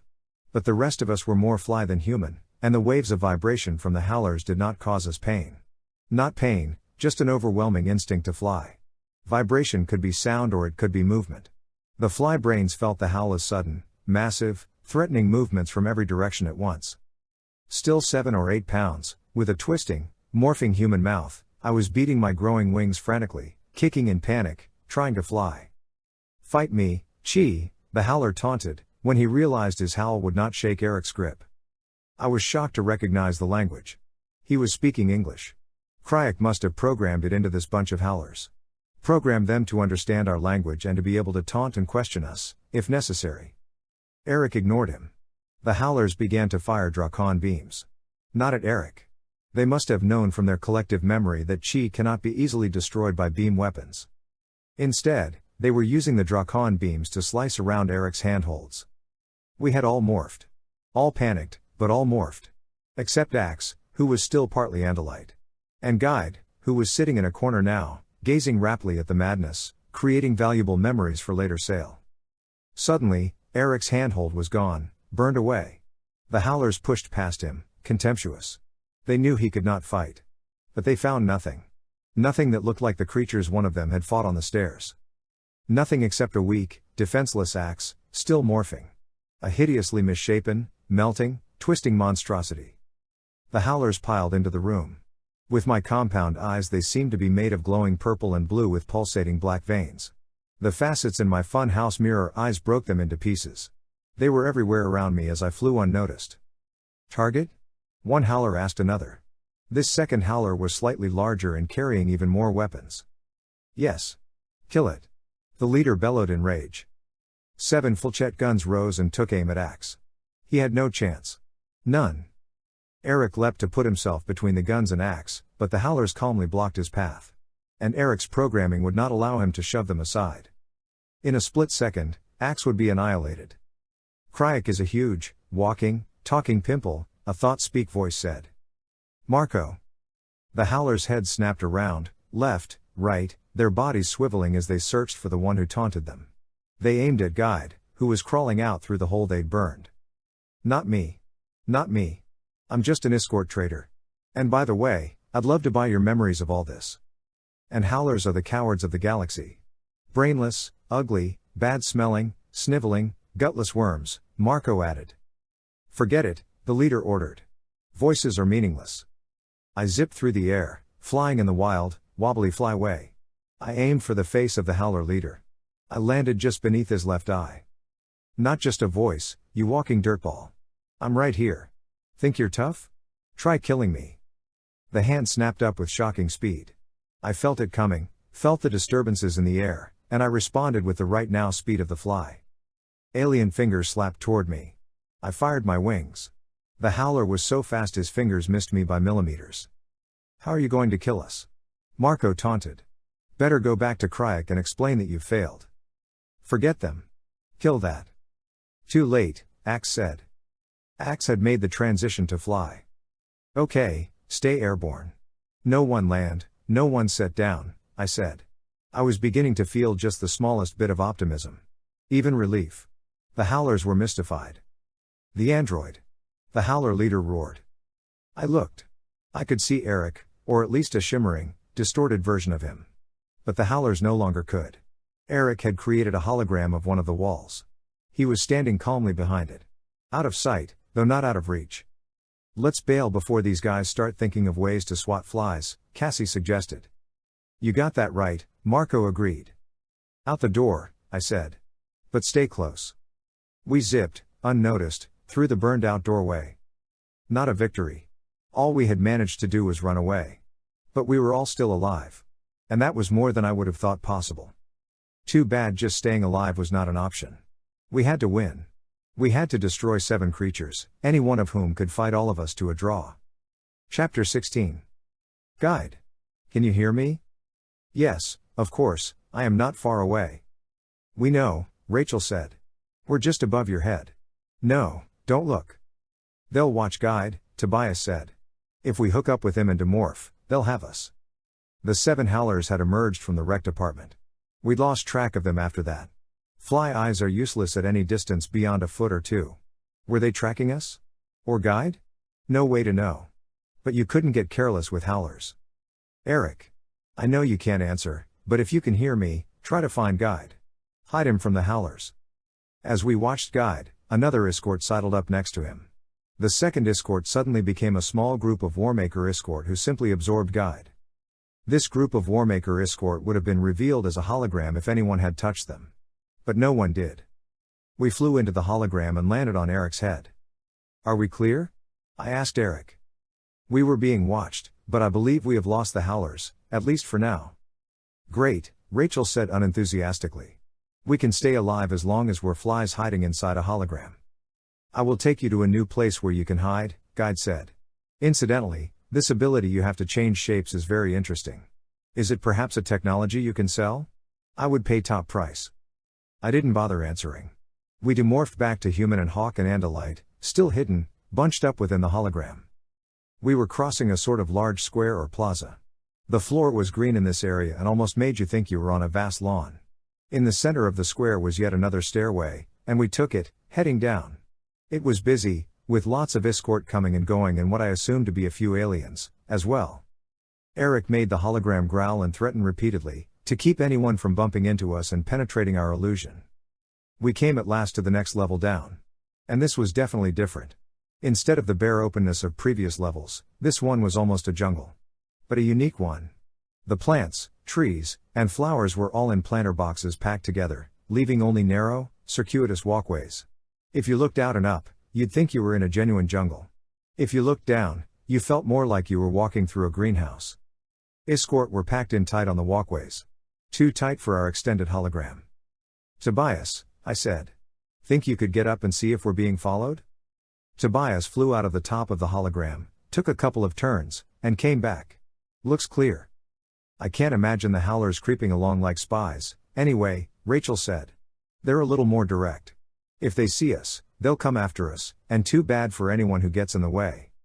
Erek turned off the extended hologram and resumed his human appearance. We were exposed again. Aliens walking in what passed for a park. My skin tingled. Axe, keep an eye out in all directions, I said. He was the only one of us who could look backward as easily as forward. Yeah, let us know if you see any howlers so we can have a few seconds to cry before they get us, Marco said darkly. Through the maze of false forest, we shuffled along with escort in various permutations, none of whom seemed to be having an especially good time. My brain was buzzing. Going a mile a minute, but going nowhere. Like a car with the pedal all the way down but up on blocks, wheels spinning but staying still. What was I missing? Something. Some way to defeat the howlers. Had to be some way. The Ellimist didn't send us into this battle to lose. Did he? I tried calling to him with my mind. I wondered if he was listening. Probably. But he and Crayak had their rules.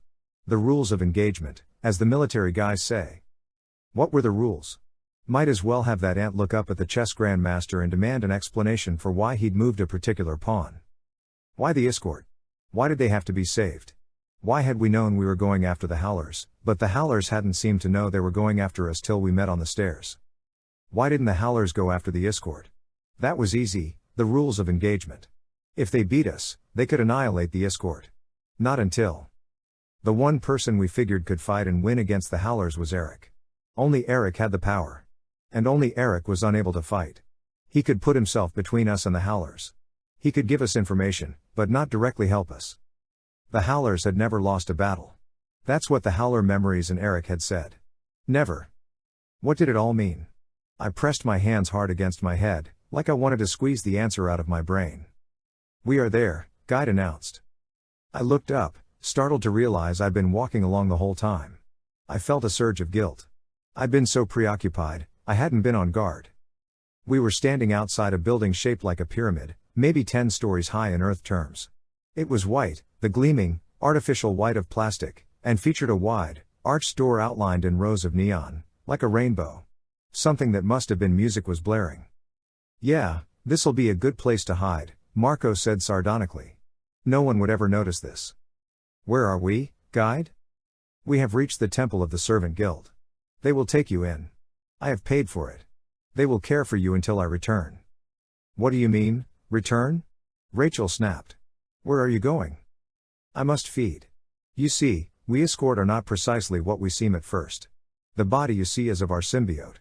We are a symbiotic species, a large outer body, the ISK, and the inner self, the much smaller portion, called the Yort." "A symbiote?" Axe demanded, speaking for the first time. "Do you mean that you are parasites?" "Long ago, yes," Guide acknowledged. "But what began as a parasitic relationship has become a truly symbiotic one. We function as a single creature. The two parts, halves, only separate every 3 days, when the Yort must feed by swimming in the Yort pool and absorbing." Axe's tail was at the escort's throat before he could form the next word. "Yeerks. They're all Yeerks." Chapter 17. The Servant Guild was just what it sounded like. Slavishly obedient, fawning, groveling escort, fanatically obsessed with obeying your every order, catering to your every whim. It took a long time for us to convey that all we wanted was a room. A room with none of them in it. They weren't happy about it, but in the end they obeyed. The room was as gaudy as the exterior of the Servant Guild temple. The walls were so glaringly white they seemed to make your eyeballs vibrate. What wasn't white was neon, or something like neon, in bold primary colors swirled here and there, up walls and across ceilings and inset in the floor. But the colored light did not seem to touch the whiteness. "Must be the escort idea of interior decorating," Rachel said. "Like a hospital bathroom decorated by kids with those light wand things." Guide stood in the middle of the room. Axe had drawn his tail blade back, but Guide was not under any illusions. That tail would snap in a split second if we heard the wrong answers. "You'd better talk, and talk fast," I told Guide. He was whining continuously from his diaphragm. "What do you want from me?" Marco said, "We're a bazillion miles from home, clear across the galaxy, and all of a sudden we find out you escort are Yeerks. Excuse us for being suspicious." "We are not Yeerks. We are escort." "Yort, Erek, that's pretty close," Tobias said, flaring his wings angrily. "And you both live off Kandrona rays." "Yes, we feed on Kandrona rays. But we are escort, not these Yeerks you despise." Rachel glared at the cringing escort. I knew there was something I didn't like about these creeps. If they're not trying to buy something from you, they're trying to kick your butt or kiss your feet. "Yeerks." She turned to me, expression hard. "That's it. We tell the Ellimist to find someone else to play his games with. We're not helping save a bunch of Yeerks. The Howlers can have them." I was inclined to agree. It was the easy way out, anyway. We weren't going to die to help Yeerks. Cassie moved between Guide and Axe. "Guide, tell me something. What do you know about the history of your people? Going way back to the beginning?" Guide looked bewildered, but Cassie was staying between him and the Andalite's tail, so he knew she was his best hope. We escort, back many, many generations, the Yort were parasites, as you said. They infested other species. But that was long ago. Since we formed our symbiotes, the combination of Isk and Yort, we have been as we are now." Rachel snorted. "They conquered these Isk things and now it's like okay, we're best buddies. Big deal." Marco nodded agreement. "Some stranger shows up on Earth 1,000 years after the Yeerks conquer Earth, the Yeerks will be saying, 'Hey, us and the humans are symbiotes.'" I looked at Cassie. Rachel and Marco were right. Cassie nodded, accepting the fact. But Guide said, No. I have not made myself clear. The Isk were not conquered by the Yort. They were created." "Say what?" "Parasitism is a limiting choice. The Yort moved violently to conquer other species and infest them, but this was not profitable, not in the long haul. So the Yort used biological engineering techniques to design and create a species specifically to be a symbiote." "Who cares how you did it?" Tobias argued. "So you build the Isk and then enslave them." No, Guide pleaded, whining away through his diaphragm. "The Isk were true symbiotes. The Isk cannot live without the Yort. And to ensure that this symbiosis would be real, the Yort, too, were modified. Now Yort cannot live without Isk and Isk cannot live without Yort. They are one creature with two parts." Dead silence. No one said a thing. The reality of it was sinking slowly into our suspicious brains. "Oh, my God," Cassie said at last. "Of course. It's the way. The only way. Parasite becomes symbiote. No more infestation. They create the next step in their own evolution and become true symbiotes. No more war," Erek said quietly. "No more need to conquer new species, to infest and enslave." "The Yeerks don't know about this," Cassie said. "Even the Yeerks who want peace cannot imagine a way out, a way to end the cycle of conquest." "These Yort could be related to the Yeerks," Axe said. "They may be the same species, somehow separated long ago, perhaps carried from the Yeerk homeworld by some forgotten race." "If the Yeerks knew, if the Iskort ever made contact with the Yeerks," Tobias said. "This was why Crayak had to destroy the Iskort. And why the Ellimist couldn't allow it. Someday, maybe far in the future, Iskort would meet Yeerk. And the Yeerks would see that there was another way." I smiled. The first time in a long time. The ant had just figured out part of the chess game. Chapter 18. A smell like oil and mothballs and. "It's poison," Rachel said. "Like bug poison." "Howlers!" Tobias yelled. What to do? The howlers were pumping poison into the building. They had learned fast. Too fast. Insect morphs were no longer available. Guide. Windows? Yes, there are windows concealed. I can open them by. Not yet. We go airborne, I told everyone. Stay calm. Morph to bird. Guide, when I say, open the windows. Not before. The howlers won't come until they're sure they've spread enough poison. I tried to sound confident. I hoped I was right. The stench of poison was growing stronger by the second, but I was already on my way to morphing a peregrine falcon. Why bug poison? Why not nerve gas? Why not some odorless, invisible gas that would kill us before we knew what hit us? Too easy? Not enough fear factor for the howlers? Or was no deadly gas one of the rules of engagement? We were melting, all but Erek and Guide. Morphing. Flesh oozing and shifting like mud sliding down a hill. Flesh turned gray. Arms and legs broke out in feather patterns. Faces crumpled, then extruded hard beaks. Toes became talons. Guide, how high up are we? Perhaps 5 times your own height. Okay. Erek, we don't know if any howler is sitting outside that window. Maybe yes, maybe no. Can you jump through it, push whoever's there out of the way? Erek looked sick. No, Jake. I can hear the howlers. I know they're out there. If I go through that window I might harm. Wouldn't want that, Marco sneered. We wouldn't want. Shut up, Marco, I rapped. My mind was racing. Some answer. There had to be. We needed a distraction, otherwise, the instant we appeared, the howlers would. Erek. Can you project a hologram through another window? A hologram of us? Absolutely. There would be no harm to the howlers, and it might save you. That would be well within my parameters. Guide, open a window on the far side of the room, count to 3, and open this one over here. Guide, Erek? We hook up 2 levels down, near the stairs. Everyone ready? 2 levels down? Guide said, looking startled. Just then a pair of servant escort came bustling into the room. Is there a problem? Are those guests clinging to the outside of the building disturbing your rest? Make it fast, Tobias said, ignoring the intrusion. Birds don't tolerate poison much better than bugs do. Point taken. On 3. 1, 2, now. The far window slid open. Instantly a flight of 6 birds flew toward it. Drakon beams burned and flechette guns rattled. Yes, let us open the windows, one of the servant escort offered. Perhaps a delightful meal? The near window opened and I spread my wings and flapped with all my panicky strength. The hologram broke down after extending a couple of dozen feet from the window. But by then all 7 howlers were firing like idiots on the wrong side of the building. We blew out of the window, flapping like mad, desperate for every foot of distance. But we were not far when the first Drakon beam singed Rachel's eagle wing. Down, down, down. I yelled. We dove. Down into the maze of trees and bushes and flowers. We were a weird squadron. A bald eagle, a pair of ospreys, a northern harrier, a red-tailed hawk, and a peregrine falcon.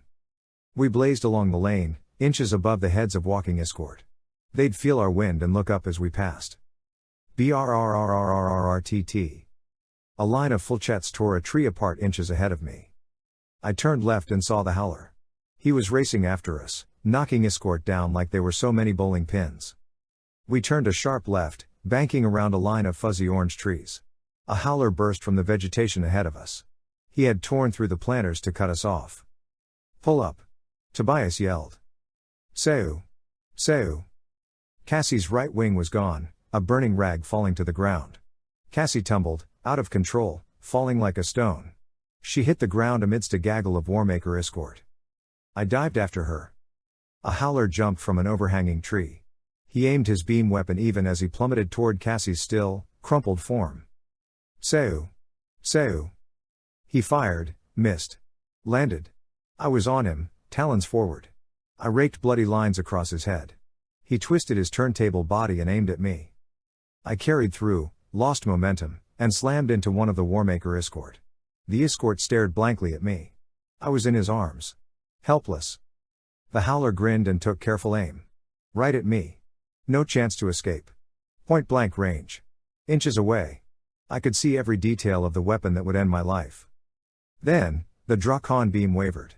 It rose. I saw the howler's face, furious, enraged. But he did not fire. I flapped my wings. The Warmaker escort reacted by shoving me away angrily, and then he and his fellows attacked the howler. It should have been over in an instant. The Warmaker escort were not exactly formidable. The howler should have laid them out in 5 seconds. Instead, the howler shielded himself from attack, pushing back the thrusting, butting heads, and ran. Rules of engagement. They can't kill the escort. I yelled to the others. Use the escort for cover. Then, Cassie, if you can hear me, demorph. Demorph.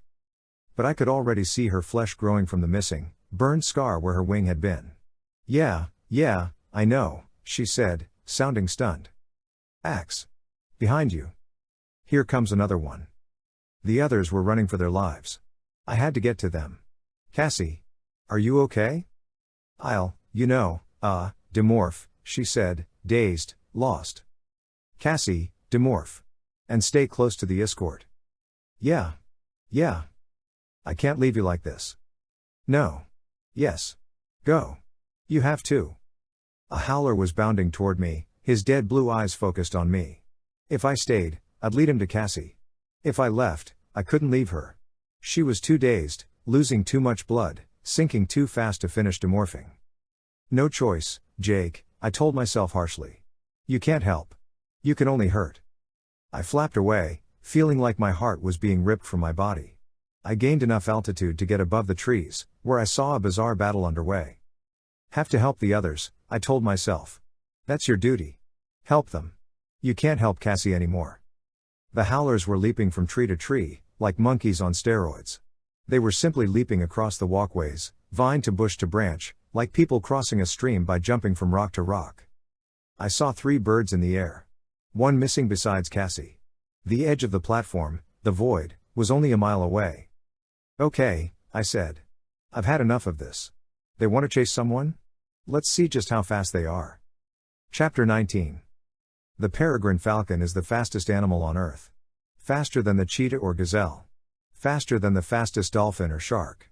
Faster than any bird. In a dive it can break 200 miles an hour. I flapped, up, burning energy like I didn't care, and I didn't. I wouldn't be needing energy for later. There wasn't going to be a later. Cassie down. Rachel down. I felt sick inside. But I was going to take a howler with me. I flew hard and fast and caught a little help from a headwind that I rode like a skateboarder going up the side of a pipe. Then I took careful aim, judged the distance, and dived. I didn't reach 200 miles an hour, but I was breaking 100 by the time I slashed the top of the howler who was ripping after Tobias. The howler grabbed his head, howling a more emotional and less dangerous howl than the one he was named for. He fired wildly at me, but I was out of there. I kept most of my momentum and banked right, flapping hard, then raked a howler who had just dropped Marco with a burst of flechettes. Marco! I cried. Demorph! Demorph! I couldn't tell if he was still alive.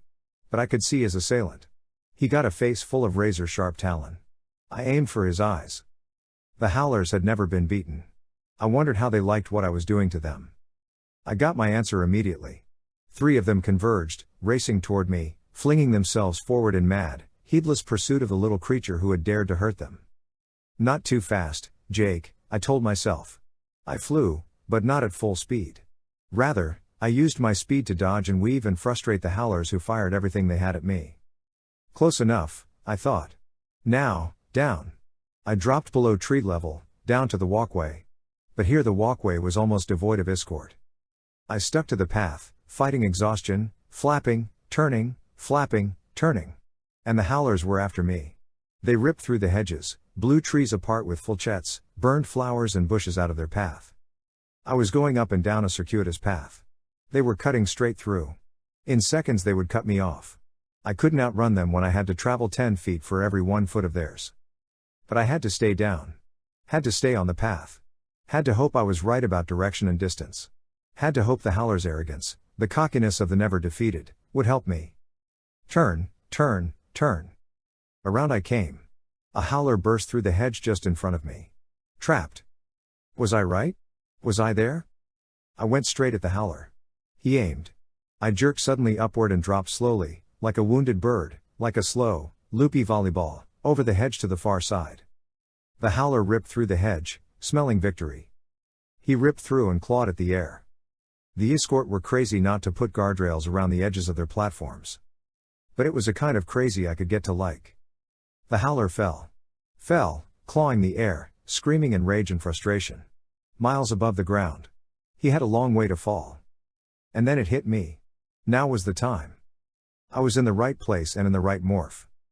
Down he fell, quickly achieving maximum falling velocity. Which in the gravity of the escort world, as it turned out, was less than 200 miles an hour. Chapter 20. Down, down, down. The howler was face down, yelling and grabbing air. Helpless. I flew straight down, flapping hard, helping gravity work. The howler was right below me, oblivious. He had other things on his mind. I folded my wings back, brought my talons forward, and latched onto his leg. If he felt my sharp talons, he didn't show it. I looked past him at the ground so far below. How long would it take us to fall? Long enough? No way to know. Had to try. I began to demorph. We were falling at the same speed now, the howler and I. I tried to hold on to him as my talons became fingers, as my body grew and grew almost as large as his. I tried to hold on to that half-cooled lava skin. But my talons slipped as the claws became fingernails. I lost my grip. I grabbed again with a stubby hand and an arm 8 inches long. Missed. We fell. My eyes lost their falcon focus. I could no longer see every detail of the ground far below me. It was a blur. It made it seem further away. A small comfort. Human, I fell, my face just inches from the howler's left leg. He had stopped clawing the air. He was no longer moving. He had a long time to contemplate his fate. I didn't feel sorry for him. Maybe I should have. Maybe Cassie would have. But this howler, or one just like him, had burned her wing off. Had shot Marco. At least one of the others. Maybe all of them by now. I wanted him to have a nice, long time to think about that as he fell. I grabbed, this time with human fingers. He swiveled suddenly, turned his body all the way around, and stared down at me, his blank blue eyes wide with shock. He reached for his Drakon beam. I snatched it first and threw it away. It fell, twirling beside us, 5 feet away and 1,000,000 miles out of reach. I knew what was coming next. But the howler didn't. He started his howl, the first notes ear-splitting, brain-numbing. K.A. But he was too late. I had begun to acquire him. And he felt the torpor, the lethargy that creatures usually feel when acquired. He stared, eyes full of hate, unable to raise his deadly howl. While I kept my grip on him, while I drained his DNA into me, I used my free hand to strip away his weapons. One by one. They made a small arsenal falling around us. I pushed away. The air caught me and spun me end over end. I windmilled my arms, trying to stabilize, but it was a foolish instinct. I calmed down and began to morph. The ground was close now. Close, so close. It was as if at the end we were moving faster and faster, as if the last half of the fall took only 1/10 as long as the first half. Fear distorts reality. Reality was plenty distorted. I tumbled wildly, seeing the ground sweep by beneath me 1 minute, then the howler above me. My shove had set him tumbling, too. It was all that saved me, because he began to howl. Hero. But the blasts of sound only hit me glancing blows as we spun like a pair of suicidal skydivers. I felt the itchiness of feathers growing from my skin. The ground, so close. Hard beak pushed out from my lips. The ground. Rushing up now. Grim, scruffy trees and drifting, ground-hugging fog. My arms were shriveling, the bones thinning, hollowing. Too late. Hero. 1,000 feet. 500. 100 feet. Treetops rising around me. I opened my wings. I felt them fill and strain, the muscles almost tearing with the effort. The howler fell away from me. Tell the big red eye that Jake says hi, I said. My wings filled and I flew at impossible speed across the treetops. Chapter 21. I could see why the escort had built their Dr. Seuss towers. The surface of the planet was a reeking, swampy mess of a place. I gained altitude to get above the sulfur smell, but then had to rest. My falcon body was revived by remorphing, but it was a several-mile ascent to get back to where I'd left the others. And how was I ever going to find that level? The structure of the escort city was unimaginably complex. Flying outside of it, I could see just what an awesome structure it was. Nothing ever built on Earth even came close. The pyramids would not have made the footing for the smallest pillar at the base of this thing. The World Trade Center and the Sears Tower were tinker toys. The escort may have been the most obnoxious species in the galaxy, but they could definitely build. What would I find when I did manage to retrace my fall? Had Cassie demorphed? Had she survived? Was Marco still alive? Axe, Tobias, Rachel? They'd been hopelessly outgunned. Part of me expected to find that the score would be one howler, and all 5 of my friends. I pictured finding their crumpled bodies. The images drained the strength from my muscles. I had to get back. But I couldn't stand thinking about what I'd find. I couldn't live without them. Couldn't. I felt a surge of anger at Erek. Marco was right. What right did Erek have to cling to his non-violence in a universe where the Howlers annihilated entire species on orders from an evil force? How do you stand on the sidelines when evil is running amok? Erek was the only one of us who could fight a Howler and win. He had the power. He alone had the power. We'd freed him for 1 hour from his peaceful programming. The result had been terrifying. He had annihilated a Yeerk force that would have destroyed us all. Yes, the Pemalites had created him and all his kind to be peaceful. To be physically incapable of violence. And it was irrational of me to be angry. But with Cassie and Rachel and maybe everyone dead and me alone, I didn't care. The Pemalites were fools. They'd been wiped out by the Howlers while their incredibly powerful androids had stood by and done nothing. The Pemalites had not reprogrammed the Chee. Idiots. The Chee could have saved them. The Chee could have been turned loose to destroy the Howlers the way the Howlers destroyed everyone else. And then, when the Chee had destroyed the Howlers, what would they do next? What do you do with a species devoted to war? What do you do, once you've created an awesome weapon and turned it loose? The Pemalites would have had to be sure they could reign in the Chee. They would have had to be sure they could control them. Turn them off. Just as Crayak would need a way to control the Howlers. The Howlers weren't androids, so how did Crayak ensure that they would never get out of control? And since their job was to murder and murder and murder without pity, what would Crayak even think out of control would mean? Out of control for a Howler would be not killing. An out of control Howler would be a Howler who felt remorse. Pity. Kindness. That would be intolerable to Crayak. I laughed bitterly. Nice speculation. But my friends were probably all dead. And I was alone. And all I could hope for now was to live long enough to get home again. Jake. Is that you, or some other peregrine falcon? Tobias. Yeah. I've been looking for you. You're alive. Same back at you, fearless leader, he said with a laugh. We figured you were done for. Axe saw you go over the side with that Howler. Is anyone? Tobias sounded less ebullient. We're all still there, but it wasn't pretty. Cassie, Rachel, and Marco all got nailed pretty bad. But they all managed to demorph. Erek caught up with us and created a hologram of Escort. Cassie said you told her the Howlers couldn't attack Escort. Guess that's why they didn't howl. But everyone's okay? I pressed, unable to fully believe it. Tobias laughed. Yeah, Big Jake, everyone's alive. Anyway, we got everyone inside the hologram and the Howlers seemed stumped. But I guess they figured out we weren't really Escort, so it was okay to attack. By then we were assorted bugs crawling around the trees. Guide found us another place. Wait till you see. How about your Howler? It's not teams of 7 anymore. It's 7-6 now, I said. Fortunately, Tobias had kept track of where he was. He easily led the way back to a level 3 stories down from where we'd been. This level was different than any we'd seen thus far. It seemed to be an industrial district. The separation from the floor above was several hundred feet. The predominating colors were gray and brown. And the factories, if that's what they were, looked as drab and windowless and shabby as any factories on Earth. Here, as we flew above them, we met a new variation on the escort. These had longer, stronger arms, more massive shoulders, and their eyes were hooded with thick, retractable lids. There were very few out and about. Those I saw, though, seemed boisterously happy and oblivious to the grimness around them. But their whining diaphragms were so loud that a small group of them whining together could make you long for earplugs. We circled around a few times, looking for howlers. But they were not in sight.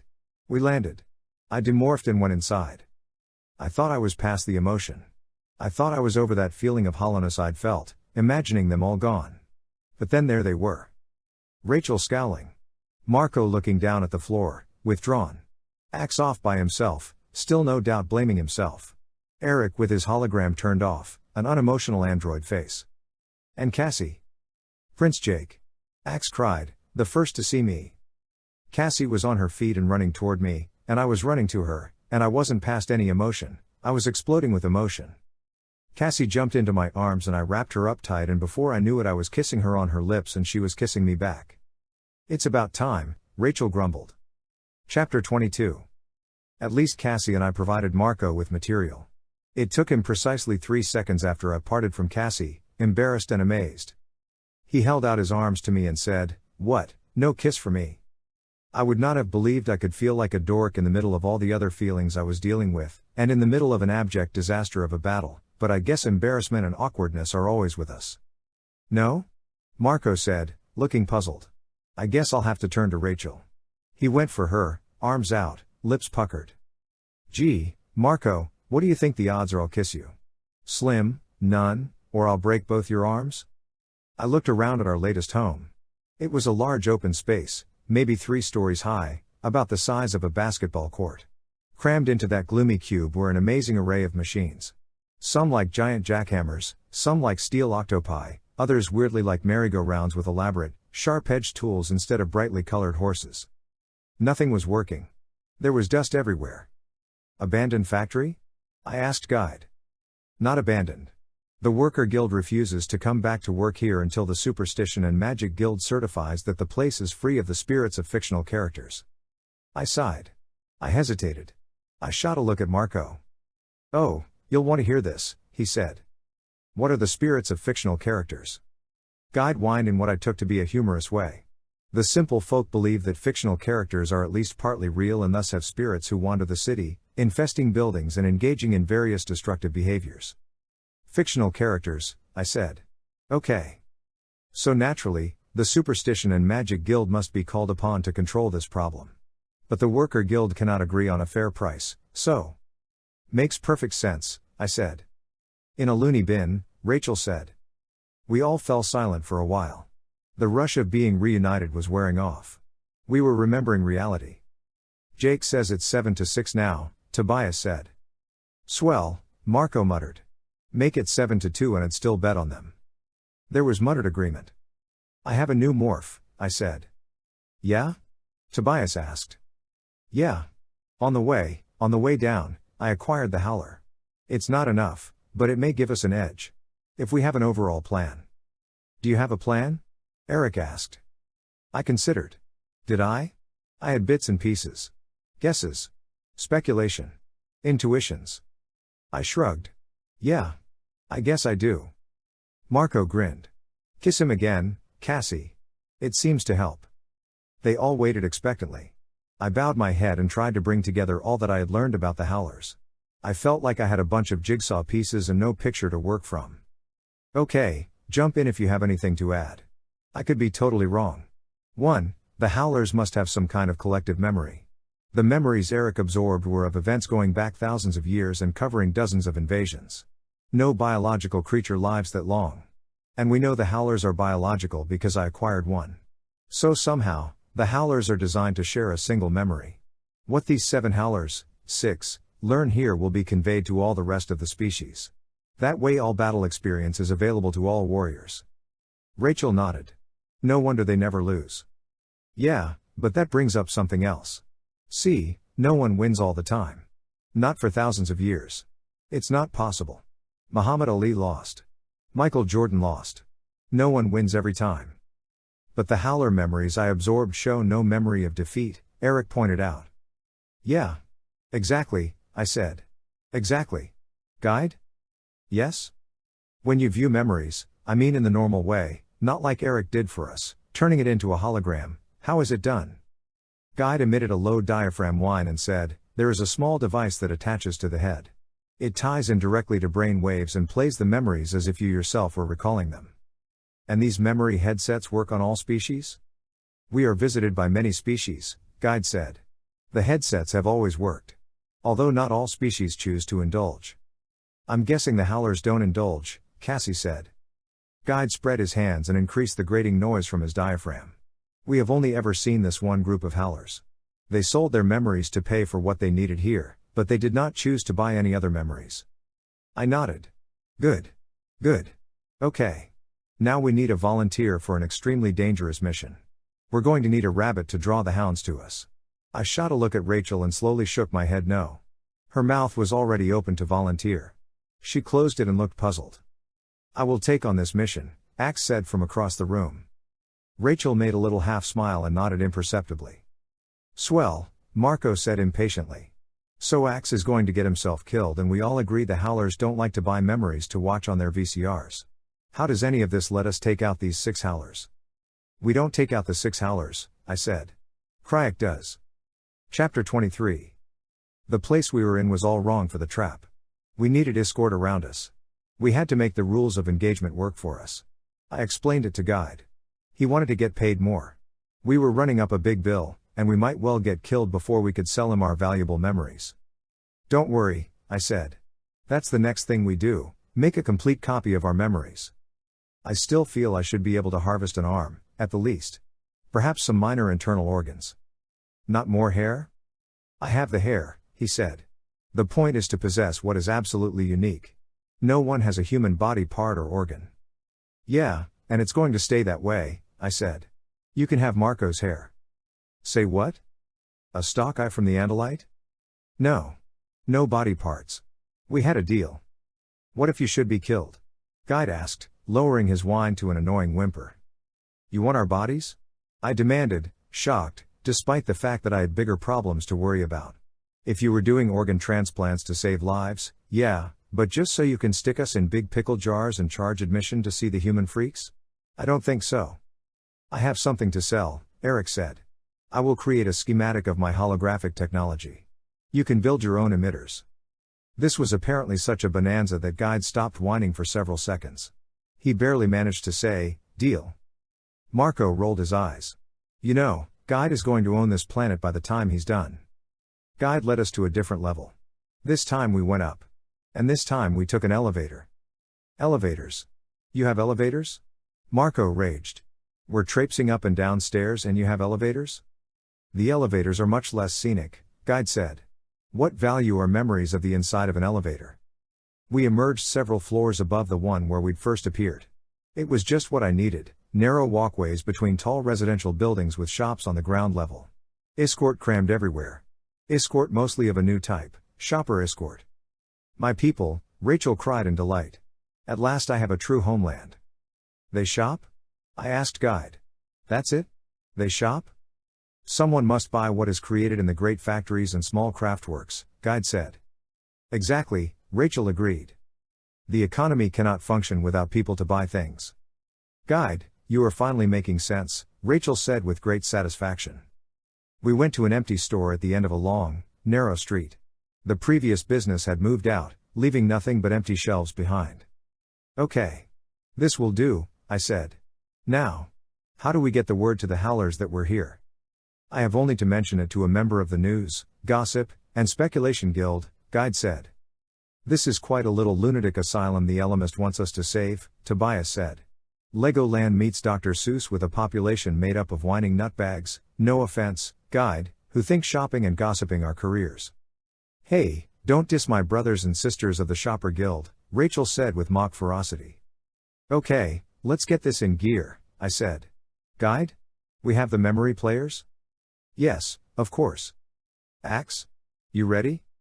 Yes, Prince Jake, he said. Don't call me Prince. And come here for a minute. I went into an empty corner with him.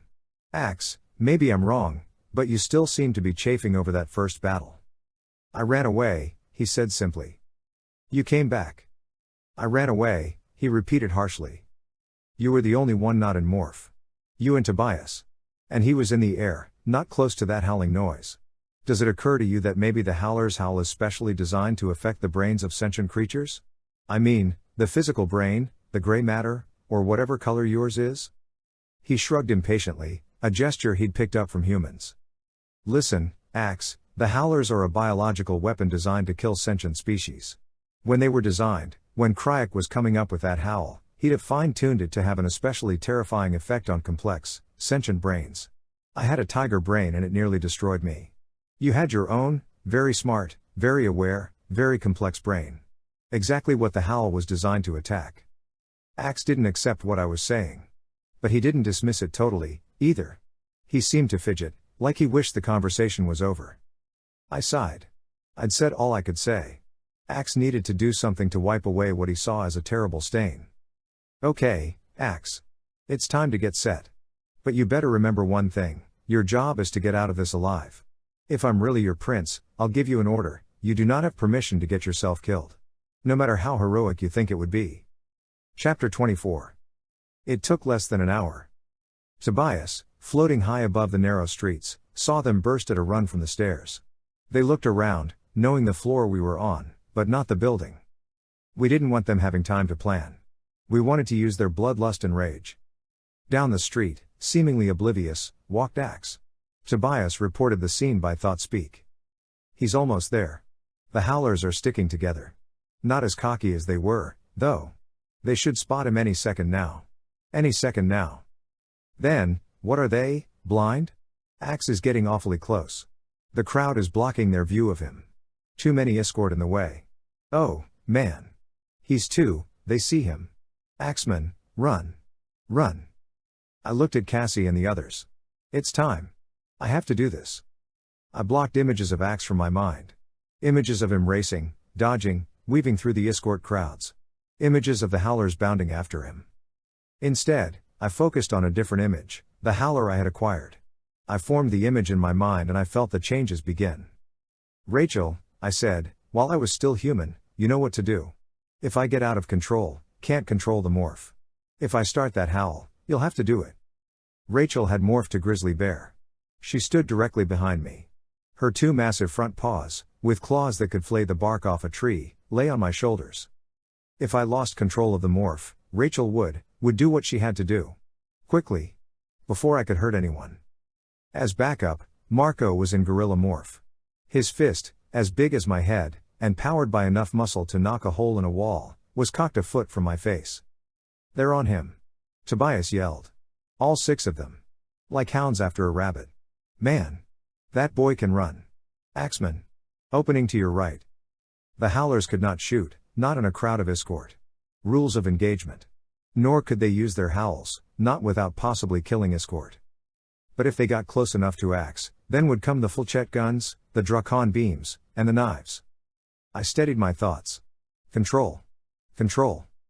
The morph continued. My skin began to erupt in pustules, blisters that formed all over my body, then burst and oozed out black glue. I looked down and saw my stomach pinching, like I was being cut in two. Like I was morphing an ant or some other segmented insect. Just as the pinching looked as if it would go all the way and the top of my body would topple like a chopped tree, long, flexible threads, elastic blood veins, shot out, connecting the two halves of me, upper and lower. For a horrible moment I could actually see the white bone of my human spine. The interlocking vertebrae melted and reformed as thick, steel-gray cylinders, each able to turn on its base. Then my center filled in, hiding the spine and the elastic veins and tendons. I breathed a sigh of relief. No one needs to see that happening to their body. I saw my hands change color, the fingers covered by the black on red pustules, the cooling lava flesh thick and hard. I still had 4 fingers and a thumb. But now, from my wrist, the claws grew. Retractable, like a cat's claws. My legs creaked and groaned as bone thickened and twisted. My ears melted into my head. My eyes widened, growing larger and flatter. My senses began to change. The differences were not as severe as many morphs I've been through, but more complete than I'd expected. I wasn't seeing just shape and color anymore. I was seeing infrared heat. I was seeing trails, like the ones your mouse cursor leaves on the computer screen. It allowed me to follow movement and direction more closely. And then, with a shock, I realized I could see through the outer layers of skin. I could see faint outlines of Marco's gorilla heart. Of course. All the better to target vital organs. The robin's egg blue and blue eyes were far beyond human eyes. Beyond even Hawk's eyes. These were target-acquiring eyes. Suddenly, I felt it bubble up from beneath my own consciousness. I had expected rage. I had expected out-of-control violent urges. I felt neither. Instead, I felt indifference. There was no howler instinct to slaughter. It wasn't anger. That wasn't how they were built. Crayak had been more subtle than that. I had expected the howler morph to be like morphing some superpredator. But the morph this reminded me of most was the dolphin. Howlers were playful. Howlers were having fun. "You can let me go," I told Rachel and Marco. "Are you sure?" "Yeah. This thing isn't out of control. It's like..." And then I felt something I had never felt before. Some strange part of the howler brain, like an extra sense. My brain had tapped into a pool of awareness, of knowledge. Rapid, dizzying flashes of memory. Horrifying images of slaughter, violence. Not just the Groffin's children. But species after species. Planet after planet. I was getting the full, horrific imagery that Erek had absorbed in a different way. But this was worse. This wasn't someone else's memory. This was my own. It was part of me. And through it all, the massacre of Groffin's children, the slaughter of the Mashtaimi, the Ron, the Nos Neve, and yes, the Pemelites, the howlers felt no anger, no rage. But why should they? "It's a game," I said. "What is?" Cassie asked. She had morphed to wolf. "The howlers. The killing. It's a game to them. They're having fun. They're enjoying it. Like when dolphin leap into the air just for the fun of it and play follow the leader, it's a game. They're destroying entire races for fun? Yes. They don't know what they're doing. Cassie, they aren't adults. The howlers are all children." Chapter 25. "Here they come." Tobias yelled. 30 seconds. "If children, my butt," Rachel said. "They're murderers." "They're what Crayak made them," I said. "They have a lifespan of 3 years. They have no mature phase. They don't reproduce, they're grown in a factory. There are no adult howlers." I looked hard at Erek. "Did you know? Before?" "No." "When you absorbed howler memories, did you realize they are children?" I demanded. "They slaughtered my creators," Erek said stonily. "Crowd is thinning out, Axeman." Tobias yelled. "They're gonna have a shot." "So what, we let them walk away, just because they're not adults?" Marco demanded. "It's not going to be up to us," I said grimly.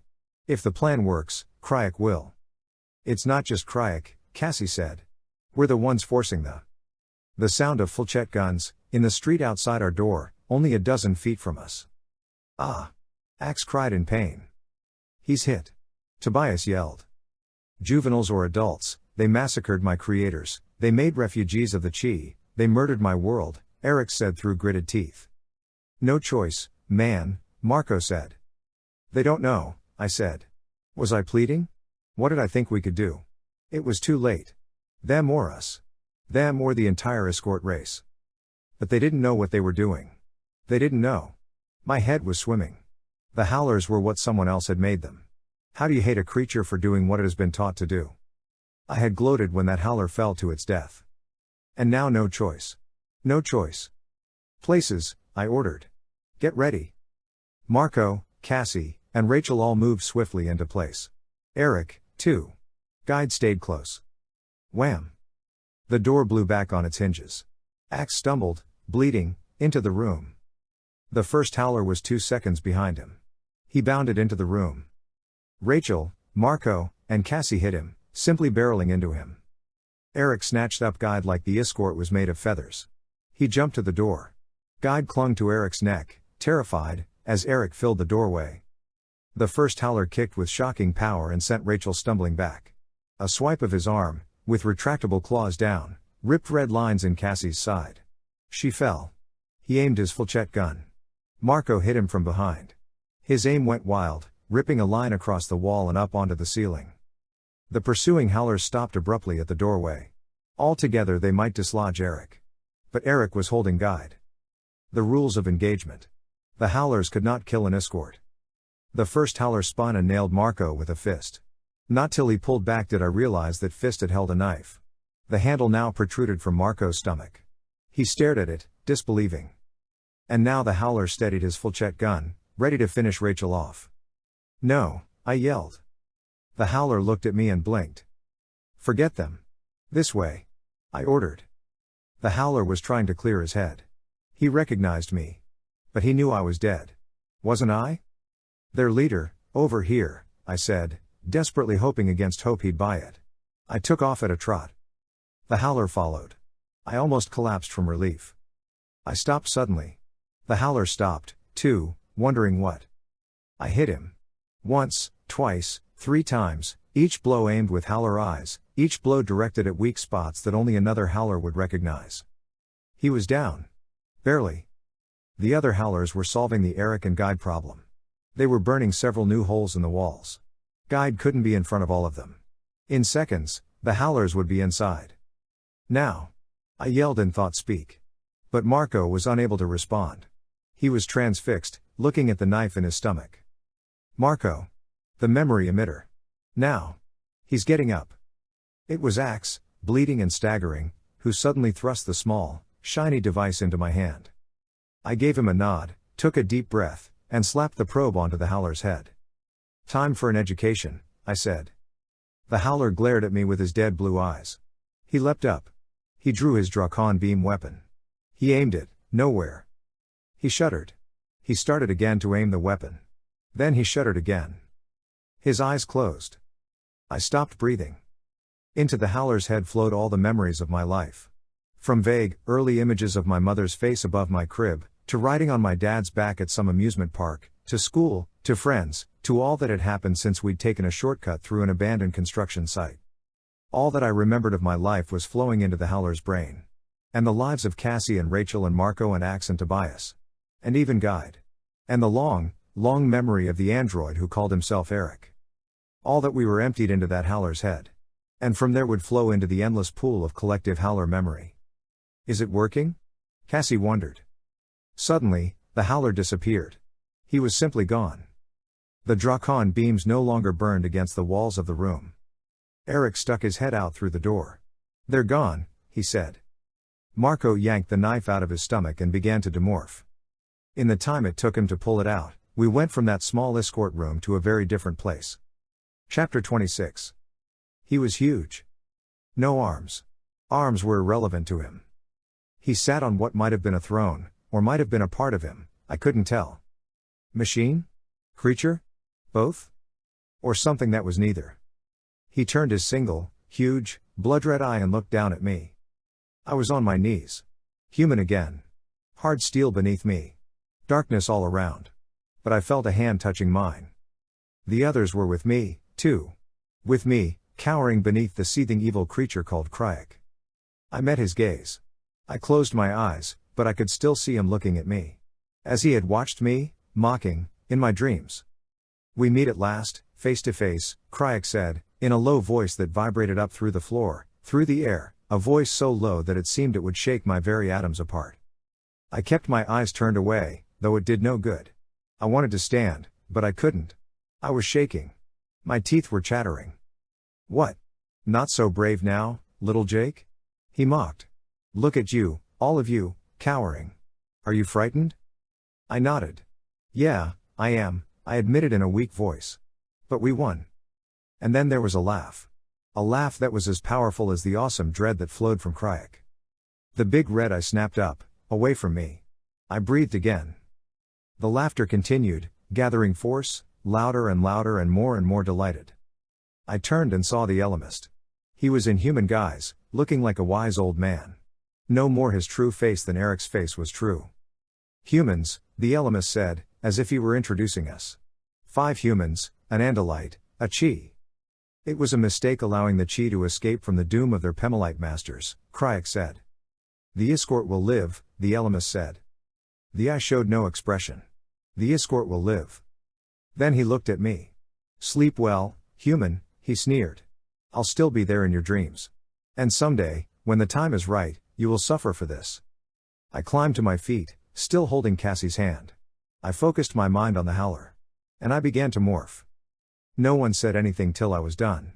And when I was done, I opened my howler mind to the collective memory that linked them all. I searched for the memories we had played for the howler. I looked in the great memory pool for some memory of what had occurred on the escort planet. Nothing. Some memory of us, of 5 humans and an Andalite and a Chee and guide. But there was nothing. Crayak had destroyed the 6 remaining howlers before those memories could poison the minds of all howlers. He'd done what I knew, what I had hoped he'd do. The howlers had never been defeated. So they believed, but I knew that wasn't possible. Somewhere, somehow, someone had to have beaten them, at least once. Perfection was impossible. So if the collective memory had no trace of defeat, it could only mean that Crayak had destroyed his defeated howlers before the memory of failure could infect them all. He might have done that many times over the millennia. Always keeping the howlers' collective memory from any taint that might weaken their innocent evil. He had no choice. A collective memory was very useful for spreading battle tactics and experience. But it was a weakness, too. Crayak could not allow his murderous children to learn one simple fact, that their victims were not part of a game, but real people, with dreams and hopes and loves. Crayak had acted quickly. The memories of humans and Andalites, Chee, and Iscord had not been allowed to infect the howler memory. Nothing had gotten through. No. Not nothing. Sifting through the collective memory, through the unbroken chain of horror, I caught a single fugitive image, like a few seconds of film. Just the picture of Cassie running to me, and our arms and lips and. I demorphed back to human. And when I had my own mouth again, I said, "You were too late, Crayak." Something got through to the howler's collective memory. What? He demanded. Love. Chapter 27. We were no longer with Crayak. We were back in that weird, n-dimensional space where inside was outside and nothing made any sense at all. Still, it was good to be away from Crayak. Good to be alive. You did well, the Ellimist said. Did well? Did well? Marco echoed. We kicked butt on the meanest gang in the galaxy, whooped Crayak the big nasty, saved the escort, which I'm still not sure was a good thing, and planted a little sensitivity time bomb in the howlers, and that's it. Job well done, and oh, by the way, here's your insides to look at again as we zip through Inside Out World? What would you like? The Ellimist asked reasonably. I don't know. How about a reward or something? How about telling us what we accomplished, if anything? I said. Yeah, Rachel agreed. How about that? Suddenly, without any warning, we were back in Cassie's barn. Right where we'd been the instant before the Ellimist had whisked us off to the escort planet. What did you accomplish? No one knows the future. Not for certain. But it is now more likely than it was before that 300 years from now the Yeerks will encounter the escort. They will realize that they are related. And the Yeerks will see that there is a better way. That's it? Tobias asked. 3 centuries from now? How does that help us? It doesn't, the Ellimist said. But within 6 months Crayak will send a howler force to annihilate a race called the Sharf Den. Instead of slaughtering the Sharf Den, the howlers will try something different. The Ellimist winked. They will attempt to kiss them. Crayak will have lost his shock troops. And the Sharf Den will, well, no one knows the future for certain. Oh, however, you may be sure that guide is now a very, very rich escort. With a laugh of pure pleasure, the Ellimist was gone. I really hate when he does that, Tobias said. Okay, that does it, we're never inviting him over again, Marco said. It was good winning one. A big one. And that night, when I fell asleep, the eye of Crayak was no longer in my dreams. Instead I dreamed about Cassie. But in my dreams I also saw that howler, falling and falling beside me. Falling still, as I spread my wings and split my fate from his. Marco's always saying you choose how to see the world. That you can look at what's funny and cool, or you can focus on all the things that aren't. So I tried to follow Marco's advice. I tried to turn my dreams to Cassie. But even looking into her eyes, I still saw that doomed howler falling.